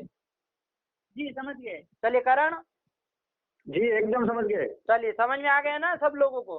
हाँ जी। चलिए तो फिर आगे बढ़ा जाए, है ना? यही बात आपको ध्यान देनी है, अंतरपद क्यों दिया, ठीक है ना? इसमें बहुत मुख्य प्रश्न है। कभी भी यदि कोई पूछ ले तो इसका उत्तर झटी से आएगा ही नहीं किसी को, है ना? क्योंकि अंतरपद का क्या बताए, सीधे अर्थ निकल जा रहा। तो इस तरह से पहले दोष दीजिए कि यहाँ पर उपकुंभ में उप का अर्थ जो सामीप्य विशिष्ट है उसका अन्वय तो हमको करना है कुंभ के साथ, उत्तर पदार्थ के साथ, लेकिन वो भी नहीं हो पाएगा यदि अंतरपद नहीं देंगे तो, ठीक है ना? क्योंकि तत्समासा निविष्ट पद करके समीप पद ले लेंगे, और तदर्थ का अन्वय नहीं हो सकता। मतलब सामीप्य, तदर्थ कौन है? सामीप्य विशिष्ट, उसका अन्वय नहीं हो सकता है। तो सामीप्य विशिष्ट जो उपकार थे वही तो यही अर्थ हुआ, उसका अन्वय नहीं हो सकता है, यही बात आई। तो हमको जो अभिष्ट अन्वय था वो भी नहीं हो पाएगा। लेकिन जब हम पदार्थांतर कह देंगे तो वो जो तत्समासा निविष्ट पद समीप पद है उसमें कोई डाउट नहीं, लेकिन तदर्थ जो सामीप्य विशिष्ट है वो पदार्थांतर नहीं हो रहा है, ठीक है ना? मतलब अन्य पदार्थ नहीं हो रहा है, अब यही भाव समास घटक पद का ही अर्थ हो रहा है, पदार्थांतर नहीं हो रहा है, अन्य पदार्थ नहीं हो रहा है। बात समझ में आई कि नहीं आई? ठीक है ना? इसलिए उसका अन्वय हो सकता है, पदार्थांतर का अन्वय नहीं हो सकता है, ठीक है ना? यदि वही पदार्थ है, अब यही भाव समास घटक पद का ही अर्थ है वो, फिर चाहे किसी भी पद का हो, लेकिन वही अर्थ है, ठीक है ना? तो अन्वय होगा ही होगा, तब कोई नहीं रोक सकता। लेकिन पदार्थांतर जब वो हो जाएगा, ठीक है ना, तब अन्वय नहीं हो सकता। जैसे भूतल निरूपित वृत्तित्व, वो जो अर्थ है वो पदार्थांतर हो रहा है, क्योंकि अब यही भाव समास घटक पदों का अर्थ नहीं है वो भूतल निरूपित वृत्तित्व है क्या? नहीं है। तो अब यही भाव समास घटक पदार्थ से भिन्न अर्थ पदार्थ हुआ कि नहीं हुआ? अन्य पदार्थ हुआ कि नहीं हुआ? भूतल निरूपित वृत्तित्व, ठीक है ना? इसलिए उसका अन्वय नहीं हो सकता है, लेकिन इसका तो हो सकता है, ठीक है ना? तो चलिए, अंतरपद का प्रयोजन समझ में आया?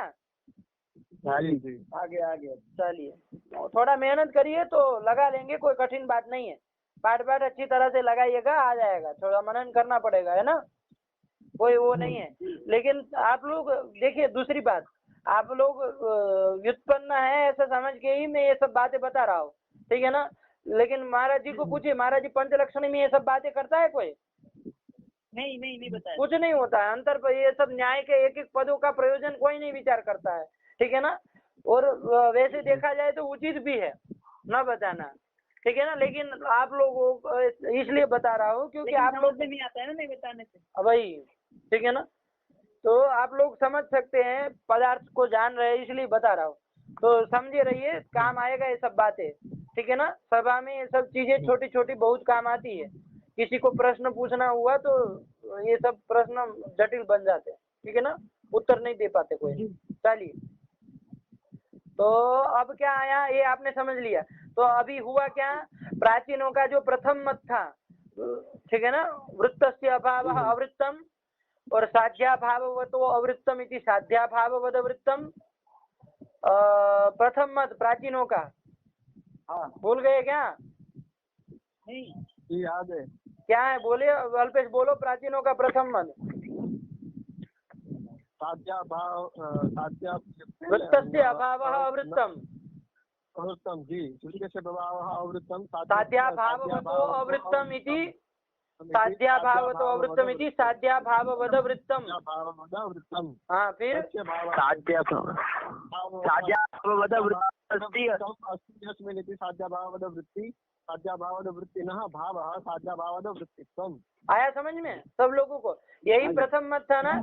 इसमें उन्होंने पहले दोष दिया अनुशासन के साथ विरोध, उसमें उन्होंने आक्षेप उठा दिया किसी ने, मतलब प्राचीन, मतलब समझिए कोई जिन्होंने मत रखा था, उन्होंने कह दिया ये तो असार्वत्रिक नियम है भाई। तो इसके अनुरोध से आप कैसे हमारे मत का खंडन कर सकते हैं? नहीं कर सकते। तब उन्होंने अब यही भाव समासोत्तर पदार्थ है न समम तत्समासा निविष्ट पदार्थांतरान्वय अव्युत्पन्न होता है, और आपने ऐसा किया, इसलिए प्राचीनोक्तम व्याख्यानम असंगतम, ये बात बताई। और इसी के कारण प्राचीनों का जो दूसरा व्याख्यान था बहुरी समास, दूसरा व्याख्यान क्या था जो अभी पढ़ा है? जय किशन बोलो। वृत्ते अभावः अवृत्ति। हाँ जल्दी बोलो। वृत्तेरभावो अवृत्ति। हाँ बोलो आगे। साध्याभाववतो अवृत्ति यत्र इति साध्याभाववद वृत्तिः। हाँ, तस्य भावः साध्याभाववद वृत्तित्वम्। वृत्तित्वम ये बनाया ना उन्होंने, ठीक है ना। तो बस यही बात आप लोगों को ध्यान देनी थी। ये भी मत खंडित हो गया क्योंकि इसमें भी वही गलती हुई है। अब यही भाव समासोत्तर पदार्थ जो वृत्तित्व था उसके साथ अन्वय कर दिया है साध्याभावाधिकरण निरूपितत्व का, ठीक है ना। इसीलिए वो भी मत खंडित हो गया क्योंकि साध्याभावाधिकरण निरूपितत्व का अन्वय नहीं हो सकता है वृत्तित्व में, ठीक है ना। और वो कर दिया, इसलिए वो गड़बड़ हो गए। बात समझ में आई भैया? हाँ। इसमें एक प्रश्न है, ये जो प्राचीन लोग उसने पहले वो समाज किया और फिर ये बहुरी समाज किया, तो उनका ये मत ही है कि फिर कुछ प्रयोजन है उनका दो ये करने का? दूसरा यही दिया उन्होंने, वो मतलब ऐसा समझ के दिए कि भाई क्या न कर्म धारयान मत्वर्थियो बहुरी तदर्थ प्रतिपत्ति करा, ऐसा न्याय है, ऐसा अनुशासन है।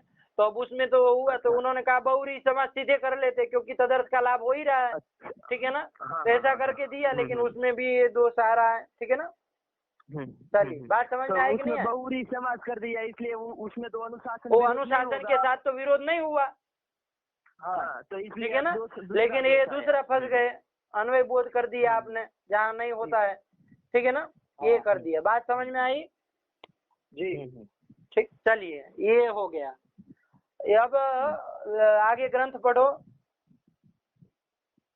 हाँ जी।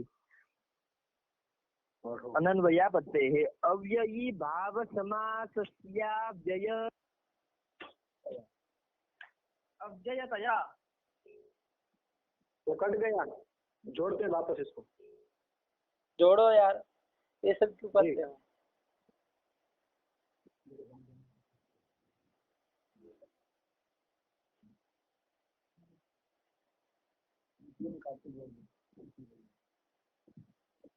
ठीक है, कैसा चीज पढ़ी? हाँ जी, अव्ययी भाव समासस्याव्ययतया तेन समम समासांतरा संभवाच्च।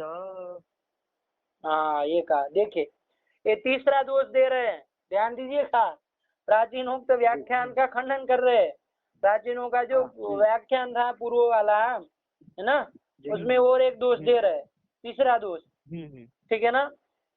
क्यों दे रहे भाई तीसरा दोष? दूसरे में भी कोई अरुचि थी क्या? तभी तो दे रहे, है ना? दूसरे में भी कोई अरुचि थी क्या? प्रथम में जैसे अरुचि आई कि अनुशासन तो असार्वत्रिक है, इसलिए कोई आपत्ति नहीं है। इसमें भी अरुचि है क्या? तो उसमें देखिए अरुचि क्या होगी, पहले अरुचि समझ लीजिए। द्वितीय दो दोष दिया, अब यही भाव समासोत्तर पदार्थ है ना, समम वाला दोष दिया ना। उसमें क्या अरुचि है? तो देखिए उसमें अरुचि ये है कि कोई कहे कि आपने वो कैसे, मतलब उसमें क्या युक्ति दी थी? अब यही भाव समासोत्तर पदार्थ है ना समम तत्समासा निविष्ट पदार्थांतरान्वय अव्युत्पन्न, उसमें युक्ति क्या दी थी? अल्पेश बताओ तुम।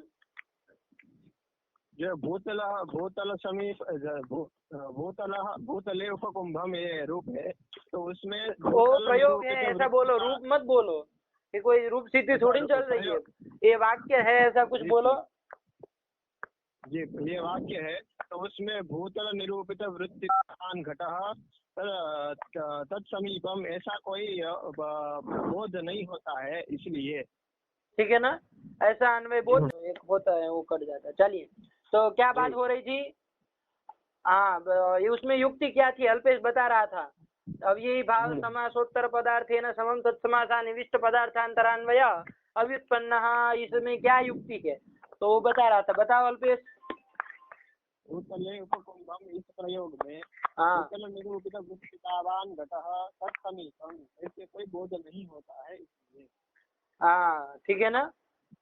क्योंकि ऐसा अन्वय बोध किसी को नहीं होता है ना? इससे क्या हुआ है? बीच में खटखट कौन कर रहा है? ये आवाजें बिल्कुल मत किया करिए। कोई मोबाइल यूज कर रहा है अपने साथ में, ये सब क्यों पागलपन करते हैं भाई? तो क्या बता रहा था? जो आपका ये युक्ति यही थी कि ऊपर भूतल उपकुंभम में भूतल निरूपित वृत्तिता का अन्वय उपकुंभम मतलब कुंभ के साथ किसी को नहीं होता है, मतलब ऐसा शब्द बोध किसी को नहीं होता है।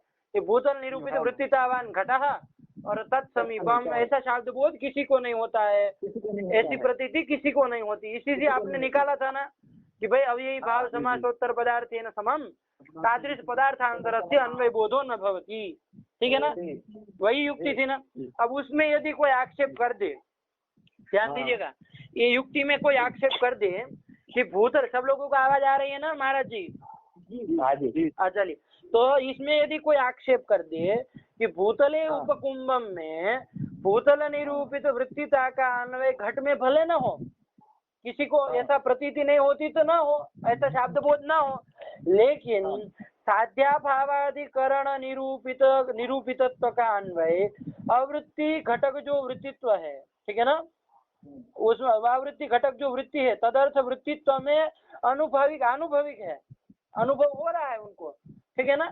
तो ऐसा शब्द बोध हो आपको। देखिए सीधी बात है, भूतले उपकुंभम में किसी को भूतल निरूपित वृत्तिता का अन्वय घट के साथ ऐसा शब्द बोध किसी को अनुभव में नहीं आ रहा है, ऐसी प्रतीति किसी को नहीं हो रही है, तो मत हो, वहां पर मत हो, हमें कोई आपत्ति नहीं है। लेकिन यहाँ पर प्राचीन लोग कह सकते हैं ना, हमको साध्याभावाधिकरण निरूपितत्व का अन्वय वृत्तित्व में हो रहा है, उत्तर अब यही भाव समासोत्तर पदार्थ के साथ हो रहा है, तो हमको ऐसी प्रतीति होती है, मतलब अनुभविक है। यहाँ पर सब लोगों को ऐसी प्रतीति होती है। ऐसा करके यदि वो लोग कहे, ठीक है ना, मतलब जहाँ पर अन्वय बोध किसी को अनुभव नहीं हो रहा, किसी को प्रतीति नहीं हो रही भूतले उपकुंभ में, तो कोई बात नहीं, यहाँ पर हो जाए साध्या भाववतो अवृत्तम में हो जाए, प्रथम या जो द्वितीय दोनों मतों हो सकते हैं कि नहीं हो सकते हैं? ठीक हुआ कि नहीं हुआ? तो हो जाए, मतलब उससे क्या निकला? भूतले उपकुंभम में ऐसा शब्द बोध न होने से आप ऐसा कैसे निकाल दे कि कहीं पर नहीं होता है? हमको साध्या भाववतो अवृत्तम में हो रहा, तो हो यहाँ पर अन्वय बोध। ठीक है ना, वृत्तित्व के साथ अन्वय बोध हो जाए, क्या आपत्ति है? कोई आपत्ति नहीं है। ऐसा करके यदि वो कहे तो ऐसा इसीलिए अरुचि आएगी नहीं आई दूसरे हेतु में? आएगी। सब लोगों को समझ में आ रहा है कि नहीं आ रहा है? हाँ, तो यही अरुचि है।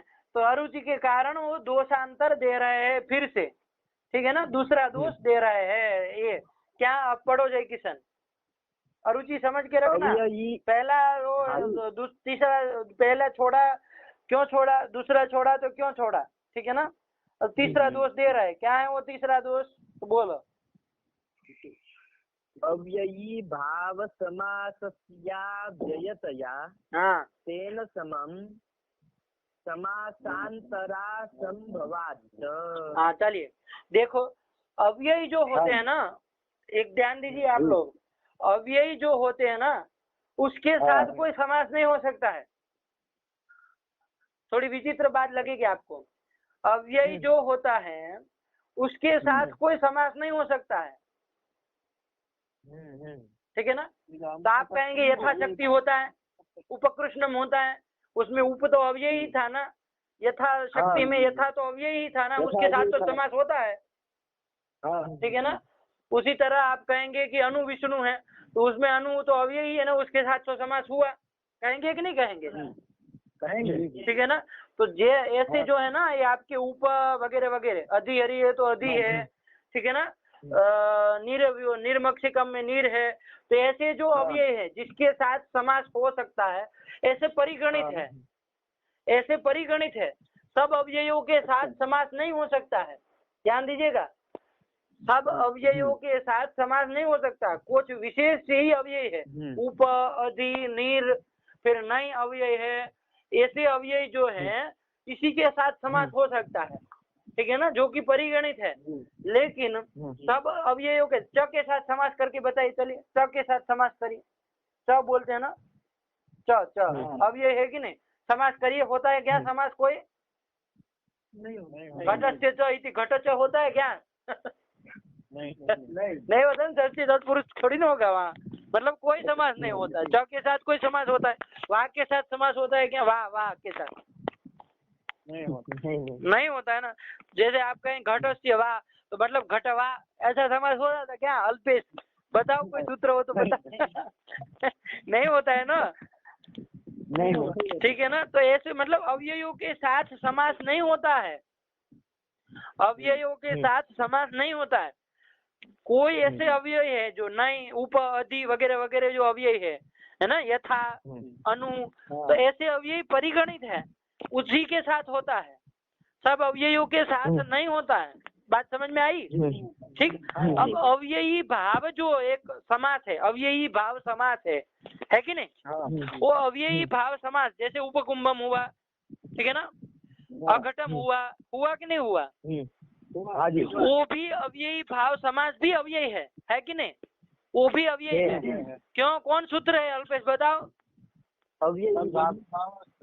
हाँ, ये सूत्र है। ये सूत्र क्या कहता है? अव्ययी भाव समास को अव्यय संज्ञा होती है, ठीक है ना, मतलब उसकी अव्यय संज्ञा हो जाती है। इसी के कारण तो अव्यय याद आप सुबह से लुप करते हैं, आप लुप करते हैं। जैसे अनु विष्णु है, तो विष्णु में सु आया था, सु कहाँ गया? अव्यय याद आप सुबह से लुक किया ना आपने, तो वो तो अव्यय के परे रहते करता है, तो अव्यय कहाँ है यहाँ? तो अव्ययी भावस्य एक सूत्र है, आप लोग स्वरादि निपातम अव्ययम अस्ति, याद है किसी को? हाँ जी, बोलो आगे, स्वरादि निपातम अव्ययम, निपात एका जनांग नहीं आता, कभी भी नहीं आता है। निपात एका जनांग कहाँ जाएगा? स्वरादि निपातम अव्ययम तद्धितश्चा सर्व विभक्ति कृन में अव्ययी भावश्च आया ना, बस यही है। तो अव्ययी भावश्च स्वरादि निपातम अव्ययम से अव्ययम की अनुवृत्ति आती है, तो अव्ययी भाव समासः अव्यय संज्ञको भवति, अव्यय संज्ञा स्यात्, जो भी है, तो अव्यय संज्ञा उसकी होती है जिसका अव्ययी भाव समास हुआ, ठीक हुआ, ठीक है ना। तो वो भी अव्यय हो गया, और अव्यय के साथ समास नहीं होता है, अभी बताया ना, अरे जो अव्यय है उसके साथ समास नहीं होता है, तो अव्यय वह अव्यय है, उसके साथ समास नहीं होता है। कोई विशेष ऐसे अव्यय है जो परिगणित है, सब अव्ययों के साथ नहीं होता है, ठीक है ना। तो वृत्ति है अभाव अवृत्ति आपने किया, या तो वृत्तस्य अभाव अवृत्तम किया। प्रथम प्राचीन का जो मत है उसमें वृत्तस्य अभाव अवृत्तम किया है, और दूसरा जो प्राचीन का मत आया बहुरी वाला, उसमें वृत्तेर अभाव अवृत्ति किया। दोनों में अव्ययी भाव समास किया है कि नहीं किया है? किया है। उसमें अव्ययी भावस्य सूत्र से दोनों की अव्ययी संज्ञा होगी कि नहीं होगी? होगी। तो जब अव्ययी संज्ञा हो गई तो उसके साथ कोई समास नहीं कर सकते। अब आप नहीं कर सकते। बात समझ में आई? जैसे च के साथ समास नहीं होता है, वा के साथ समास नहीं होता है, उस तरह अव्ययी भाव समास भी अव्ययी है, तो उसके साथ भी कोई समासांतर नहीं हो सकता है। बात समझ में आई सबको? ठीक है ना। तो अवृत्तम के साथ आप साध्या भाववतो अवृत्तम षष्ठी तत्पुरुष नहीं कर सकते, क्योंकि अवृत्तम जो अव्ययी भाव समास है वो भी अव्यय है। अव्ययी भावस्थ सूत्र से उसकी अव्ययी संज्ञा हुई है, तो उसके साथ आप समास नहीं कर सकते, ठीक है ना। षष्ठी तत्पुरुष का समास कोई भी समास नहीं कर सकते। बात समझ में आई? और प्राचीनों ने ऐसा किया है तो वो गलत है, असत है, असमीचीन है, क्योंकि अव्यय के साथ कोई समास नहीं होता है। कोई ऐसे अव्यय है नहीं, उप अधि अनु अधि ऐसे अव्यय हैं वो परिगणित है जिनके साथ होता है। ये सब परिगणन में ये सब अवृत्तम अवृत्ति ये सब नहीं आए हैं। बात समझ में आई? इसलिए इसके साथ नहीं होगा। परिगणन में च जैसे नहीं है, वा जैसे नहीं है, वैसे अवृत्तम अवृत्ति ये भी नहीं है, ठीक है ना। इसलिए इसका भी समासांतर नहीं हो सकता है, दूसरे किसी पद के साथ समास नहीं हो सकता है, असंभव है। बात समझ में आई? अब पंक्ति पढ़िए, देखिए। अव्ययी भाव समासस्य अव्ययतया, अव्ययी भाव भी समास भी अव्यय है, और अव्यय होने के कारण अव्ययतया तेन समम, वो जो अवृत्तम या तो अवृत्ति या तो जो कोई भी है उसके साथ समासांतर नहीं हो सकता है, असंभव है। तो साध्या भाववत पद के साथ षष्ठी तत्पुरुष अवृत्तम का नहीं हो सकता है। बात समझ में आई?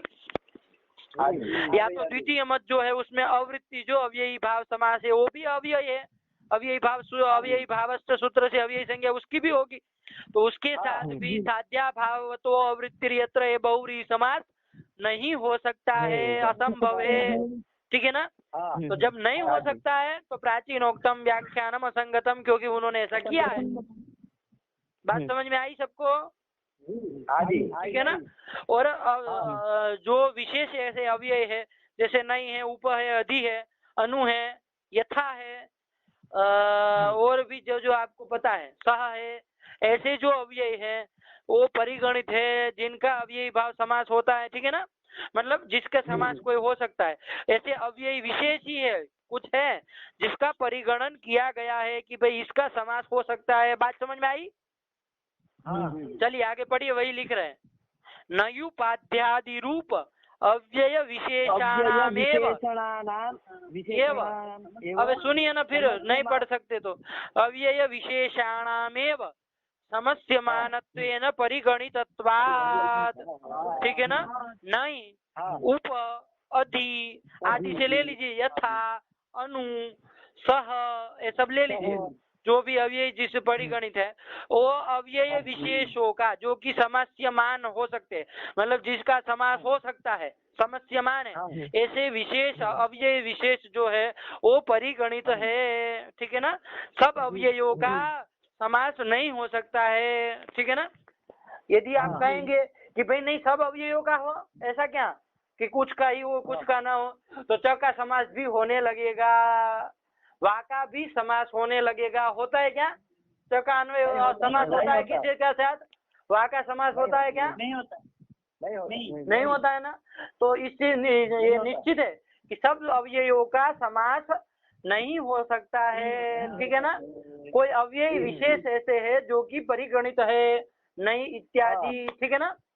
तो अव्ययी भाव समास जो है, जैसे अवृत्तम प्राचीनों का दृष्टांत है, इसलिए मैं केवल उसमें ही बता रहा हूँ।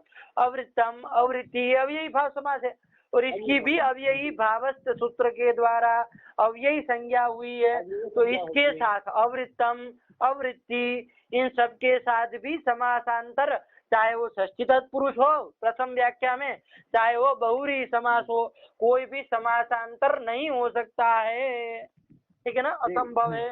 इसीलिए प्राचीनोक्तम व्याख्यानम असंगतम। समझ में आया? अल्पेश समझ में आया कि नहीं आया? जी आ गया ना। चलिए दोनों पंक्ति पढ़ लो, आ जाएगा साफ साफ। लगाइए पंक्ति। अव्ययी भाव समासस्य तेन समम समासांतरासंभवाच्च। हाँ देखिए, बात तो इतनी है कि अव्यय के साथ समास नहीं होता है, ठीक है ना। अब ये क्या, ये तो सही बात है, सब अवयवों के साथ समास नहीं हो सकता है भाई। ये अवयवों के साथ कहाँ होता है? कोई विशेष अवयव है जो कि परिगणित है, वो अलग बात है। सब अवयवों के साथ नहीं हो सकता है।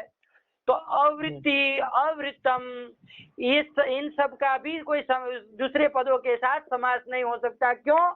तो कह रहे अव्ययी भाव समासस्य अव्ययतया, ठीक है ना, क्योंकि अव्ययी भाव समास भी अव्यय होता है, इसलिए उसके साथ भी कोई समासांतर नहीं हो सकता है, असंभव है, ठीक है ना। अश्विनी जी समझ में आया? जी महाराज जी आपको? जी आया समझ। चलिए, तो ये बात समझ के रखिए, है ना। तो समासांतर नहीं हो सकता। जब नहीं हो सकता है तो प्रथम जो प्राचीनों का व्याख्यान था उसमें क्या किया था? अवृत्तम जो अव्यय था, ध्यान दीजिएगा, अवृत्तम जो अव्यय था। क्यों अव्यय था? क्योंकि वो अव्ययी भाव समास हुआ था उसका। तो अव्ययी कोविड-19 से आज पूरा देश में। चलिए जी। तो अव्ययी भाव समास था ना। हाँ जी। तो उसकी भी अव्ययी संज्ञा हुई थी।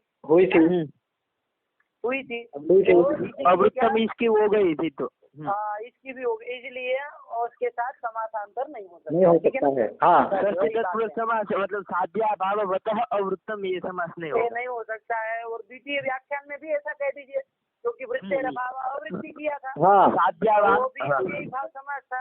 हाँ अव्ययी भाव सूत्र से अव्ययी संज्ञा हो गई। अव्ययी संज्ञा जब हो जाएगी तो उसके साथ भी आप साध्या भाव तो अवृत्ति समास नहीं कर सकते, ठीक है ना। ठीक है। ये ना समम और कोई समास नहीं हो सकता किसी पद का, ठीक है ना। जी तो बहुरी समास उसमें भी तो दोनों व्याख्या खंडित हुई कि नहीं हुई? हुई। हो गया ना। तो ये तीसरा दोष दिया। जी हाँ। अब ये और आगे वाली पंक्ति भी समझ में आ गई? नहीं भी अभी ऊपर भी अभी अधि भी यथा अनु वगैरह वगैरह सब अभी ये अभी विशेषों का समस्य मानस परिगणन किया गया है कि भाई इन अवयवों का समास हो सकता है, ऐसा परिगणन हुआ, ठीक है ना। अल्पेश आया समझ में? जी सब आए। चलिए तो ये प्राचीनों का मत खंडित हो गया, ठीक हुआ ना। बस एक ना व्याख्यान प्राचीनों के खंडन में हुआ। हाँ प्राचीनों का मत खंडित हो गया। जी। प्राचीन आप लोगों को ध्यान देना है, प्रथम मत क्या है प्राचीनों का, द्वितीय मत क्या है। हाँ प्रथम मत के खंडन में क्रम से हेतु देते जाना है। हाँ प्रथम अनुशासन के साथ विरोध कहा था, उसमें कुछ अरुचि आई जिसके कारण अव्ययी भाव समासोत्तर पदार्थ इसके कारण प्राचीनों का मत असमीचीन है। और इसी हेतु के द्वारा जो द्वितीय प्राचीनों का मत था वो भी खंडित हो गया, ऐसे न करके जो बताया। आया नहीं आया? आया। भी कुछ अरुचि आई कि भाई वो तो आपने उसमें युक्ति क्या थी आपकी कि भूतले उपकुंभम में बोध नहीं होता है, भूतल निरूपित वृत्ति का अन्वय कुंभ के साथ नहीं होता है। इसलिए वहाँ पर ये नियम निकला कि अन्वय बोध अव्युत्पन्न है, ठीक है ना। उसी से निकाला था ना, प्रतीति से वगैरह से, ठीक है ना। तो उसमें भी अरुचि बताएगी भूतले उपकुंभम में ना हो, लेकिन साध्या भाववतो अवृत्ति यत्र उसके हो जाए। तो साध्या भाववतो अवृत्त में षष्ठी तत्पुरुष जो किया उसमें हो जाए, दोनों व्याख्या में हो जाए, ठीक है ना। तो उसमें क्या समस्या है? ऐसी कुछ अरुचि आने के कारण उन्होंने तीसरा दोष दिया, ठीक है ना। कि अव्ययी भाव समास क्योंकि अव्ययी संज्ञक होता है, इसलिए तेन समान समासांतर नहीं हो सकता है, ठीक है ना। असंभवाच्च क्योंकि सब अव्ययों के साथ समास नहीं होता है, ये सबों के साथ समास नहीं होता है, ठीक है ना। सब अव्ययों के साथ समास नहीं होता, ऐसी तो बात है नहीं। तो कौन किनके साथ हो सकता? नहीं, उप अधि इत्यादि जो अव्ययी विशेष है, हाँ जो कि जिनके साथ समास होता है, जो कि समस्यमान है, हाँ उन सबका परिगणन किया गया है। ठीक है ना? जी चलिए, तो ये बात आई। हाँ। तो अवृत्तम या तो अवृत्ति के साथ समास कोई हो सकता है क्या? नहीं हो सकता। नहीं हो सकता। अश्विनी जी, जी नहीं हो सकता। नहीं हो सकता ना? नहीं हो सकता, तो फिर प्राचीनों ने किया है, हाँ। इसलिए उनका व्याख्यान असंगत है। ठीक नहीं है। असंगत मत कहो, असंगत ठीक है। ये हुआ। जी कोई कुछ पूछ रहा है क्या? हाँ, इसी के पुस्तक में वो भूतलोककुंभम या भूतलाघट का पाठ है क्या? क्या क्या? ये जो भूतलोककुंभम भूतलाघटम ऐसा पाठ देखिए। तो ये जो है ना, भूतले उपकुंभम भूतले अघटम, उसमें कहीं कहीं पर पाठ ऐसा है, भूतलोपकुंभम भूतलाघटम, ऐसा समस्त रूप का भी उदाहरण है। हाँ जी, गंगा टीका वाला पुस्तक भी यही है। हाँ, गंगा वाले में ऐसा भी है। ठीक है ना? जी। तो यदि ऐसा है समस्त वाला रूप वाला, यदि कहीं मतलब प्रामाणिक यदि वो पाठ है, हाँ। तो उपकुंभम भी परिगणित है, ऐसा कहना पड़ेगा आपको। ठीक है ना? उपकुंभम भी परिगणित है। ऐसा नहीं है कि मतलब कोई अव्ययी भाव समास जो कि अव्ययी संज्ञक है, ऐसा कोई परिगणित नहीं है, ऐसी बात नहीं है। वो ऐसे भी है कि जो परिगणित है, उपकुंभम अघटम। ठीक है ना? तो इसमें होता है, लेकिन अवृत्तम अवृत्ति परिगणित नहीं है। ठीक है ना? जी तो ध्यान दीजिएगा। लेकिन प्राय अधिकतर पुस्तकों में भूतले उपकुंभम भूतले अघटम यही पाठ है। ठीक है ना? हाँ जी। चलिए, तो कोई बात नहीं। बात समझे कि नहीं समझे? समझे। चलिए, तो एक यहाँ पे विचार किया था कि समासांतर जो है उसमें अंतरपद यदि नहीं देते हैं पहले की तरह, अरे वो तो साफ बताने के लिए, देखिए ध्यान दो यार, क्या कहा उन्होंने? अब यही भाव समास एक तो हुआ ही है। जी ठीक है ना? वो एक तो हुआ ही है। कहना क्या चाह रहे? थोड़ा भी तात्पर्य बताने के लिए भी तो कुछ होता है। क्या कहना चाह रहे? अब उन्होंने चूंकि अवृत्तम और अवृत्ति में बताना है, ठीक है ना? अब क्या समास ही नहीं होता तो अवृत्तम भी नहीं होगा, ऐसे आप लोग उठा लेंगे। अवृत्ति भी नहीं बनता, ऐसे उठा लेंगे। ऐसा नहीं करना है ना। आपको क्या करना है? अवृत्ति अवृत्तम जो अव्ययी भाव समास संज्ञक है, जिनकी अव्ययी संज्ञा भी हुई है, अव्ययी संज्ञा होने के कारण वो अव्ययी है, इसलिए उसके साथ कोई दूसरा समास नहीं हो सकता है, समासांतर नहीं हो सकता है। ठीक है ना? अवृत्तम तो बनेगा, अवृत्ति तो बनेगा, लेकिन कोई वहाँ पर जो अव्ययी भाव समास हुआ वो तो होगा ही, लेकिन समासांतर नहीं हो सकता है। बात समझ में आई कि नहीं आई? हाँ। ठीक है ना? चलिए, बात आप लोगों को बात तो समझ में आई? यहाँ पे यदि ऐसा कह सकते हैं, अंतरपद यदि नहीं देते तो जो भूतलोपकुंभम लिखा है वो तो परिगणित ही होगा, क्योंकि भूतले उपकुंभम उसमें समास किया है। तो वहाँ पे समासांतर समास नहीं होगा तो भूतलोपकुंभम ये नहीं बन सकता, ऐसा भी कह सकते हैं ना, यदि अंतरपद नहीं देते। अंतरपद को एक बात बताओ यार, अंतरपद को और भूतलोपकुंभम को क्या लेना देना है? बताओ। नहीं, ये तो थोड़ा वो के साथ भूतलोपकुंभम को क्या लेना देना? भूतला घटम को क्या लेना देना? वो पाठ भेद की बात थी, उसको अंतरपद के साथ क्या लेना देना? प्रश्न क्या सही थी, बोलो क्या कह रहे हैं? यहाँ पे जो अंतरपद है वो जो है अव्ययी भाव समासस्याव्ययतया तेन समम समासांतरा संभवात, ये जो हेतु दिया उसमें जो अंतरपद है, यदि वो पहले जैसे उनका भी विचार करते हैं कि भाई अंतरपद को निकाल दे, हाँ तो क्या करोगे? तो क्या आपत्ति है, वही सोच रहा था। तो वो भूतलोपकुंभम यहाँ पे जो समास किया वो नहीं हो सकता है ना, यदि ऐसा करेंगे तो? क्यों नहीं हो सकता, क्या बताओ? क्योंकि अव्ययी भाव समास हो गया इसमें उपकुंभम में, वो अव्ययी है, तो तेन समम उसके साथ भूतले भूतल जो पद है उसका सप्तमी तत्पुरुष समास नहीं हो सकेगा। हाँ, नहीं हो सकेगा, इसलिए वो तो समासांतर रखोगे तो कैसे हो जाएगा? अंतरपद रखोगे तो कैसे हो जाएगा? अच्छा, क्योंकि वो सप्तमी तत्पुरुष समास तो समासांतर ही है ना। अच्छा। पहले जो उपकुंभम में अव्ययी भाव समास हुआ उससे तो भिन्न ही है ना। समासांतर मतलब अन्य समास। तो पहले अव्ययी भाव समास हुआ था उपकुंभम में, उससे तो भिन्न ही है ना। इसलिए तो कह रहा हूँ वो अंतर पद को और ऊपर को भूतलोपकुंभम से कोई लेना देना नहीं, ठीक है ना। तो अब तुम जो कह रहे हो कि अंतर पद का कोई व्यावर्ती है तो इस तरह की बात यहाँ पर नहीं है, ठीक है ना। अच्छा तो क्या कहना चाह रहे हैं उसको पंक्ति का वो भावार्थ समझो, वो इस तरह का व्यावर्त्य नहीं है जो ऊपर कहा था। क्या अव्ययी भाव समास जो जैसे अवृत्त का हुआ है ना, उसके साथ कोई अब समासांतर नहीं हो सकता, मतलब उसके साथ अब षष्ठी तत्पुरुष समास ये सब नहीं हो सकता, ये बताना चाह रहे हैं। अच्छा बात समझ में आई कि नहीं आई? हाँ ठीक है ना, मुझे बताने के लिए कहा है, उसका वैसे उस तरह का नहीं है तो पहले ठीक है ठीक। और उसको भूतलोपकुंभम के साथ तो बिल्कुल मत जोड़ो वरना घूम जाओगे। ठीक, हाँ चलिए तो ये बात आई। क्या हुआ अल्पेश, समझ में आया कि नहीं आया? जी आ गया। तुमको भी कुछ पूछना है? नहीं हमें नहीं पूछना।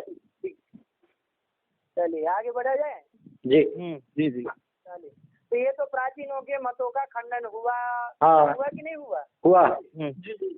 ठीक, अब यहाँ पर मथुरानाथ अपना स्वयं का मत दे रहे वस्तु तस्तु करके आगे का ग्रंथ मिला कि नहीं मिला? जी।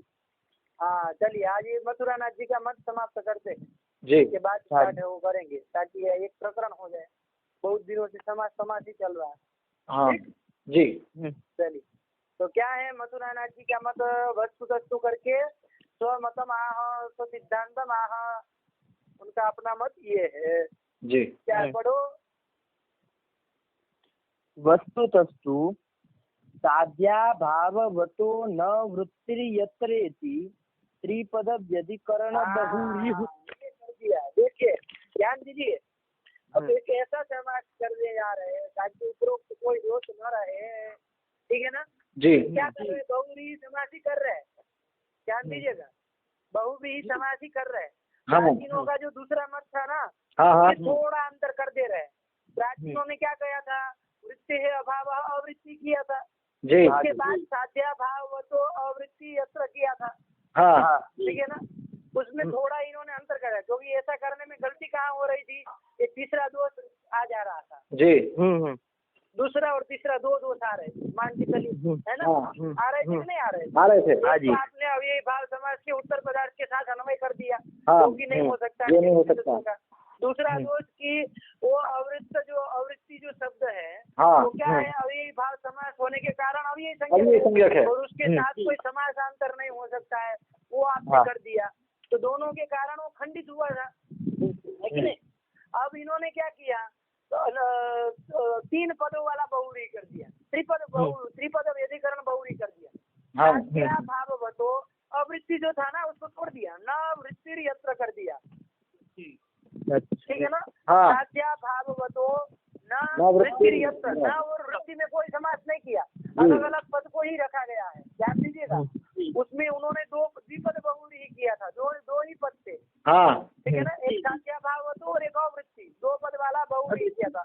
इन्होंने तीन पद वाला कर दिया, न को अलग कर दिया, वृत्ति को अलग कर दिया, उनमें कोई अव्ययी भाव समास किया ही नहीं। लेकिन जब अव्ययी भाव समास नहीं किया तो ना तो दूसरा दोष लगेगा क्योंकि वो अव्ययी भाव समास को लेके ही वो दोष था। अव्ययी भाव समासोत्तर पदार्थ है ना समम, अव्ययी भाव समास को उड़ा दिया, दूसरा दोष लगेगा? नहीं लगेगा, ठीक है ना। नहीं समझ रहे आप लोग? समझ रहे, ठीक है ना। तो वो दोष नहीं लगेगा, तीसरा दोष भी नहीं लगेगा क्योंकि तीसरा दोष क्या था, अव्ययी भाव समास, क्योंकि अव्ययी संज्ञक होता है तो उसका कोई समासांतर नहीं हो सकता है उसके साथ, तो यहाँ अव्ययी भाव समास किया ही नहीं है, अव्ययी संज्ञक कोई है ही नहीं, ठीक है ना। एक है अव्ययी संज्ञक, ध्यान दीजिएगा, न जो दिख रहा है वो अव्ययी संज्ञक है, उसमें भी बताया था नहीं उपाध्यादि नहीं ये सब परिगणित है, तो वही किया, तो कोई समस्या नहीं आई ना, दोष आया नहीं। ना तो वो अनुशासन के साथ विरोध, प्रथम दोष जो था वो भी नहीं लगा यहाँ पर, ध्यान दीजिएगा, क्योंकि अनुशासन क्या था, कर्म धारयान मत्वर्जीय, यहाँ मत्वर्जीय प्रत्यय कोरोना वायरस की कोविड-19 की आज या कुछ नहीं आया। समाज क्या किया, साध्या भाववतो न वृत्तिर्यत्र, यही बहुव्रीहि समाज किया। अभी अन्वय कराऊंगा तो अर्थ आपको समझ में आ जाएगा, ध्यान दीजिएगा। पहले हम ये विग्रह वाक्य में ही अन्वय समझ। का अर्थ क्या है? अभाव, ठीक है। नहीं का अर्थ क्या है अल्पेश? अभाव। नहीं का अर्थ अभाव। हाँ, वृत्ति का अर्थ क्या है? वृत्तित्व। वृत्तित्व। साध्या भाववतः, ये पूरा सत्यम थे, इसका क्या अर्थ होगा पूरे का? निरूपित। सत्य का अर्थ निरूपितत्व करते हैं तो निरूपितत्व तक रखें, ठीक है ना? ठीक। अभी साध्या भाववतः का जो अर्थ है साध्या भावाधिकरण निरूपितत्व, उस निरूपितत्व का अन्वय वृत्तिता में करिए। वृत्ति पद का जो अर्थ है वृत्तित्व, उसके साथ करिए जी, कर सकेंगे? साध्या भावाधिकरण निरूपित वृत्तित्व हो गया? हो गया, हाँ जी। उस वृत्तित्व का अन्वय नयर्थ जो अभाव है उसके साथ करिए। हाँ। वृत्तिता प्रतियोगी का मतलब वृत्तित्व अभाव हुआ कि नहीं हुआ? हो गया। तो साध्या भाववतो न वृत्ति, इतने का क्या अर्थ आया? साध्या भाव और वो है जहाँ पर, कहाँ पर होता है ऐसा? सद्धेतु में, हेतु में होता है ना जी, ठीक है ना? हाँ। तो यत्र, तो इसका रूप क्या बनेगा? साध्या भाववतो न वृत्ति यत्र इति साध्या भाववत वृत्ति। अन्य पदार्थ कौन है? हेतु है, हेतु है कि नहीं? हाँ। साध्या भाववतो न वृत्ति यत्र, मतलब साध्या भावाधिकरण निरूपित वृत्तित्व भावो यत्र हेतु जी।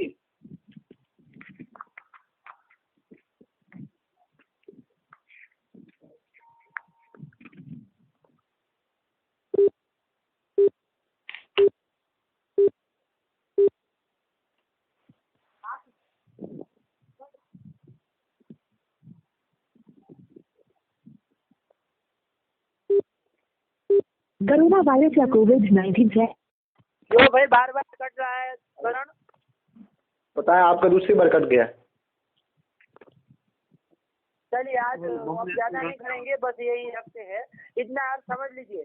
वस्तु करके मथुरानाथ जी ने अपना स्वयं का मत दिया, क्या मत दिया? साध्या भाववतो न वृत्ति किया, इति साध्या भाववत वृत्ति थी, और उसके बाद सत्य भाव साध्या भाववत वृत्तित्वम ये कर दिया, ठीक है ना? इसमें साध्या भाववत में जो सत्य है उसका अर्थ है निरूपितत्व, ठीक है ना? उस निरूपितत्व का अन्वय किसके साथ किया है? वृत्ति पद का जो अर्थ है वृत्तित्व उसके साथ किया, ठीक है ना? और उस वृत्तित्व का अन्वय कहाँ किया?